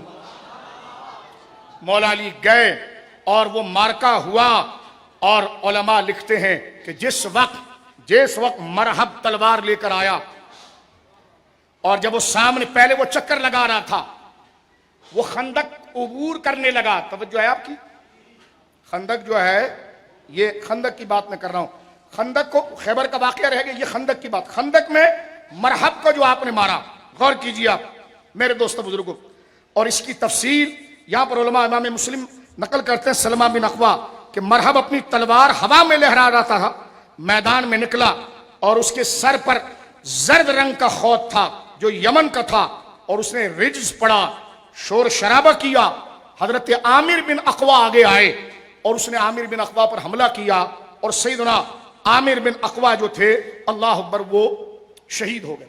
اب آپ دیکھیے یہ خیبر کی بات ہے، معذرت کے ساتھ غور کیجیے آپ، جب سامنے آئے تو حضرت عامر بن اقوا پر اس نے حملہ کیا، حضرت عامر بن اقوا شہید ہو گئے، حضرت سیدنا مولا مرتضی شیر خدا آگے آئے تو اس نے یہ جملہ کہا کہ میں ایسا شیر ہوں، جب شیر مجھ پر دھاڑتے ہیں تو مجھے بہت غصہ آتا ہے اور میں اگلے کو چھوڑتا نہیں۔ حضرت علی نے فرمایا انا الذی سمتنی امی حیدرہ، تو بھی سن لے، میری ماں نے میرا نام حیدر رکھا ہے۔ کلیسی غابت کریہت المنظر، جنگل کے شیروں کی طرح میں بڑا خوفناک ہوں۔ او فیہم بسائن کیلن سندرا، میں ان کو ایک بدلے میں بہت بڑے پیالے کا ماب دوں گا۔ اور اس جنگ کے اندر آپ نے اپنی تلوار کی ضربت کے ساتھ، جو مرحب تھا، مرحب کو آپ نے تلوار کی ایک ضربت کے ساتھ خاک خون کے اندر نہلا دیا۔ اور حضرت جابر بن عبداللہ کہتے ہیں، ایک حدیث مسلم امام احمد کی یہ بھی ہے کہ آپ اس کا سر کاٹ کر جو ہے وہ حضور سید عالم صلی اللہ علیہ وسلم کے پاس لے کر آئے۔ تو خیبر کی فتح ہو یا خندق میں فتح ہو، خندق میں بھی حضرت شیر خدا رضی اللہ تعالیٰ عنہ کا یہی منظر، یہی نظام رہا، اور آپ نے وہاں پر بڑا گھمسان کی جنگ لڑ کر، اور جو مین ان کا بندہ تھا اس کو حضرت سرکار مولا مرتضی رضی اللہ تعالیٰ نے واصل جہنم کیا۔ علم میں کیا مقام تھا؟ امام جلادی سیوطی لکھتے ہیں کہ ایک دفعہ حضرت علی بہت پریشان بیٹھے ہوئے تھے، کسی نے پوچھا حضرت آپ اتنے پریشان کیوں ہیں؟ کہا میں نے اجمیوں کو غلط قرآن پڑھتے ہوئے دیکھا، کیونکہ قرآن پر زبر زیر ہے نہیں، کوئی ایسے اشارات نہیں تھے۔ فرمایا مجھے بڑا افسوس ہو رہا ہے کہ اجمی جو ہے وہ قرآن نہیں پڑھ سکتے۔ تو انہوں نے کہا حضور کیا چاہیے؟ فرمایا میں سوچتا ہوں کہ کچھ قوانین، ابھی عربی گرامر کے موجد مولا مرتضی ہے، یہ علم ہے آپ کا۔ فرمایا میں چاہتا ہوں کہ کچھ قوانین بناؤں اور اس قوانین کے ذریعے غیر عربیوں کو عربی پڑھنا آ جائے۔ کہتے ہیں کہ جناب رات گزر گئی، حضرت مولا مرتضی رضی اللہ تعالیٰ عنہ نے صبح کے وقت اپنا کاغذ اپنے شاگرد ابو الاسود کو دیا۔ ابو الاسود کہتے ہیں کہ جب میں نے کھولا تو مولا مرتضی نے فن نحو کی پہلی عبارت مرتب کی تھی، بسم اللہ الرحمن الرحیم، الکلمۃ اسم و فعل و حرف، الاسم ما انبع عن المسمى، والفعل ما انبع عن الحرکۃ المسمى، والحرف ما انبع عن المعنى ليس بالاسم والفعل۔ فرمایا کلام کی تین قسمیں ہیں، اسم، فعل اور کلمے کی تین قسمیں، اسم، فعل اور حرف۔ اسم وہ ہے جو اپنے مسمى کی نشاندہی کرے، فعل وہ ہے جو اس کی حرکت کو ظاہر کرے، حرف وہ ہے جو اسم اور فعل جو نہ اسم ہو اور نہ فعل ہو۔ تو مولا مرتضیٰ کے شاگرد ابو الاسود بڑے ذہین تھے، انہوں نے کہا آپ مجھے دے دیجئے، میں کچھ حروف جمع کرتا ہوں تاکہ عربی کی مین عبارت پڑھنے میں آ جائے۔ انہوں نے قلم کاغذ لے کر تحقیق سوچ و بچار کر کے حروف مشبہ بالفعل کے چند حرف نکالے، انا انا لیتا لعلہ کا انا، مولا علی کے پاس لے کر آئے۔ مولا علی نے دیکھ کر فرمایا کہ نہیں، اس میں لاکنہ کا بھی اضافہ کرو، اس میں حرف استدراک لاکنہ کا بھی اضافہ کرو۔ تاریخ الخلفاء دیکھیں، یعنی عربی گرامر کے بنیادی اصول مولا مرتضیٰ شیر خدا رضی اللہ تعالیٰ نے مرتب فرما دیے، اور بات اس پر ختم ہوتی ہے۔ کیوں نہ ہو، یہ آپ کے علم کی گہرائی ہے۔ رسول اللہ نے فرمایا انا دار الحکمت وعلی بابوہا، میں دانائی اور سمجھ کا شہر ہوں اور علی اس کا دروازہ ہے۔ بخاری شریف کی حدیث سنیے، بخاری شریف 3047 3047 حدیث ہے۔ حضرت مولا مرتضیٰ نے اپنے علم کی ایک جھلک بتائی۔ جب قرآن پڑھا جاتا تھا نا، اور اس کی تفسیر، حضرت عبداللہ ابن عباس حضرت عمر کے بھی شاگرد ہیں، حضرت علی کی بھی شاگرد ہیں، حضرت عبداللہ ابن مسعود حضرت علی کے بھی شاگرد ہیں اور حضرت عمر کے بھی شاگرد ہیں۔ حضرت مولا مرتضیٰ کی شان یہ تھی کہ جب بڑے بڑے جل قدر صحابہ قرآن کی کس آیت کی تشریح کرتے تو مولا ایک جملہ ایسا کرتے کہ سب حیران رہتے۔ ایک دن آپ کو پکڑ کر کہنے لگے ضرور آپ کے پاس قرآن کچھ لکھا ہوا گھر میں ہے، کیونکہ جو آپ بات کرتے ہیں ہو بہو قرآن کے مطابق ہوتی ہے۔ فصاحت و بلاغت و معنی، ہمیں یوں لگتا ہے کہ آپ کی تشریح و تفسیر یہ خود سے نہیں ہے، آپ کے پاس قرآن کا کچھ حصہ ہے جو ہمارے پاس نہیں رہا۔ تو مولا مرتضیٰ نے مسکرا کر کہا، یہ حدیث نمبر بخاری حدیث نمبر 3047، یہ مولا علی کا علم دیکھیے۔ فرماتے حل عندکم شیء من الوحی، صحابہ کہتے ہیں ضرور آپ کے پاس وحی کا کچھ حصہ ہے، الا ما فی کتاب اللہ، جو قرآن میں نہیں ہے، کیونکہ آپ بات بات میں ایک جملہ ایسا کہتے ہیں کہ ہمیں لگتا ہے یہی قرآن ہے، تو ضرور آپ کے پاس کوئی ایسی چیز موجود ہے۔ تو مولا کہتے ہیں والذی خلق الحبۃ وبرأ النسمۃ، فرمان نہیں، قسم اس ذات کی جس نے بیج کو پھاڑ کر اس سے کمل اور پودا نکالا، فرمایا ما اعلمہ الا فہما یعطیہ اللہ رجلا فی القرآن، فرمایا نہیں نہیں نہیں، میرے پاس الگ سے کوئی قرآن نہیں ہے، یہ خدا کا خاص عطیہ ہے۔ جب خدا کسی بندے کو دیتا ہے وہ فہم، فرمایا تو فرمایا ما اعلمہ الا فہما یعطیہ اللہ رجلا فی القرآن، قرآن کی خدمت کی برکت سے اللہ رب العالمین اس کے مفسر اور معلم کو ایک خاص علم دیتا ہے، وہی علم ہے جو اللہ نے اپنی فضل سے مجھے عطا فرمایا۔ مولا علی جب شہید ہو گئے، اللہ اکبر، تو آپ کی شہادت کے بعد حضرت امیر معاویہ نے آپ کے قریب ایک بندے سے کہا کہ مجھے علی کے صفات بتاؤ، تو اس نے یہ جملہ کہا، جملہ سنیے گا میرے دوستو، وہ کہتے ہیں اذا لا بد من وصفہ، کہنے لگے جناب مولا علی کی شان بیان کرنا یہ ہمارے بس میں نہیں ہے۔ کہا پھر بھی تم بتاؤ، ان کے درس میں تم رہے، ان کا کمال کیا تھا؟ کہتے فکانا واللہ بعید المداء شدید القضاء، فرمایا وہ اس قدر صفات اور شان والے تھے علی کہ یتفجر العلم من جوانبہ، جب ہم علی کے قریب بیٹھتے تھے نا تو ہمیں یوں لگتا تھا کہ آپ کے گرد و نواح سے علم کے چشمے پھوٹ رہے ہیں۔ یہ مولا علی کا علم تھا۔ یتفجر العلم من جوانبہ وتنتف الحکمت بالنواحی، فرمایا علی وہ ہے کہ جس کے پاس بیٹھنے سے یوں لگتا تھا کہ گرد و نواح چشمہ بہہ رہا ہے علم کا، اور علم کا مفہوم، مقصد، مراد، دانائی وہ شہد کی طرح رس رس کر وہ حکمت آ رہی ہے۔ فرمایا اس کا نام علی ہے، اور اللہ رب العالمین جل وعلا نے انہیں یہ قدر، یہ مقام، یہ شان عطا فرمائی۔ مولا جب زخمی ہو گئے تو کچھ لوگ قریب آئے، کہنے لگے خلافت کی وصیت کر دیں، خلافت کی وصیت کر دیں۔ مولا کہنے لگے، فرمایا انہوں نے کہا वक्त मा कुतिला इस्तखलिफ अलैना, आप हम पर कोई खलीफा बना जाएं। मौला अली से पूछा, आप हम पर कोई खलीफा बना जाएं। मौला अली कहते हैं, मा अस्तखलिफु, मैं तुम पर कोई खलीफा नहीं बनाऊंगा। क्यों नहीं बनाएंगे? तकरीर खत्म हो रही है, मौला का अकीदा सुनिए। कल मैंने आपको बता दिया था जंग जमल वाली भी इबारत, क्योंकि मवाद इतना होता है, दलाइल इतने होते हैं, बंदा हैरान होता है कि कौन सा पढ़े और कौन सा ना पढ़े। ये एक एक दर्स बिला मुबालगा खुद 10-10 दिन का होता है। तो इन शानों की बातें अहले सुन्नत के जखीरे में इतनी है तो बंदे को झूठ बोलने की जरूरत क्या है? सुन्नी तो झूठ बोलता नहीं है। तवज्जो है, गौर कीजिए आप। मौला मुर्तजा शेर खुदा रज़ी अल्लाह तआला से कहा, आप जब जख्मी हुए और इब्ने मुलजिम मलऊन ने आप पर ज़रबत लगाई और सरकार ने फरमाया था, अली उस वक्त मुझे याद करना, कनपट्टी की तरफ इशारा करके, जब रुए जमीन का सबसे बदतरीन आदमी, एक वो था जिसने साले अलैहिस्सलाम की ऊँटनी को मारा, एक वो है जो तेरी कनपट्टी पर तलवार चलाएगा और तेरी दाढ़ी खून से भर जाएगी। फरमाया, अली मैं वो हूं जिसने नुज़ूल कुरान पर जिहाद किया है, और अली तू वो है जो तावील कुरान पर जिहाद करेगा। और वाकई में खवारिज के साथ आपने तावील पर जिहाद किया। ये एक तफसीली मौजू है जो मैं बंद अल्फाजों में आपको बता रहा हूं।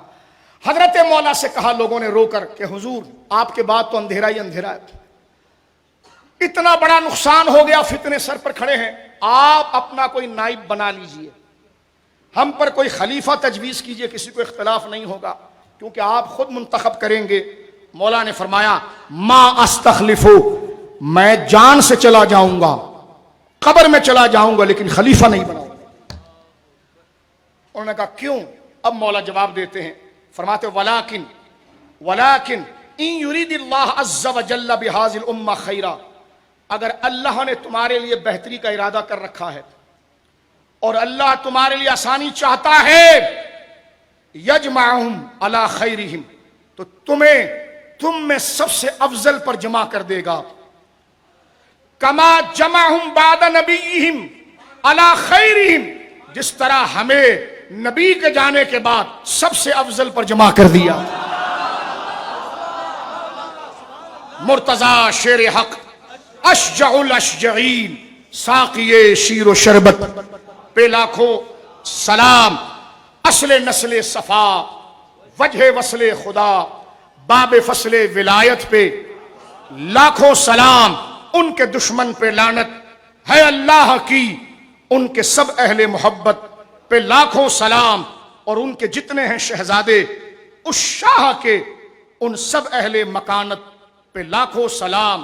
क्या रजा, क्या बात रजा उस चमनिस्तान करम की, क्या बात रजा उस चमनिस्तान करम की, ज़हरा है कली जिसमें हुसैन और हसन फूल। मौला की बारगाह के मजीद अज़कार कल कुछ जिक्र होंगे, और सैयदा पाक की बारगाह में हाजिरी पेश करके हसनैन की बारगाह में हाजिरी पेश करेंगे, और शहीदान करबला की बारगाह में पेश करेंगे। मौला हमारी ज़िंदगियों में फ़ुर्सत दे दे, और ये लम्हा पाकीज़ा हमारी ज़िंदगियों में लिख दे कि हम तेरे महबूबों के ज़िक्र करने की अपनी ज़िंदगी के आखिरी लम्हात में सादत पाएँ। तमाम की हाज़िरी कबूल फरमा, और आज की शब और बात की शब हमारे लिए क़यामत तक के लिए, हमारी औलादों के लिए बाइस बरकत, तरक्की मदारिज, खुश अकीदगी, आमाल और तक़वे का निशान बना।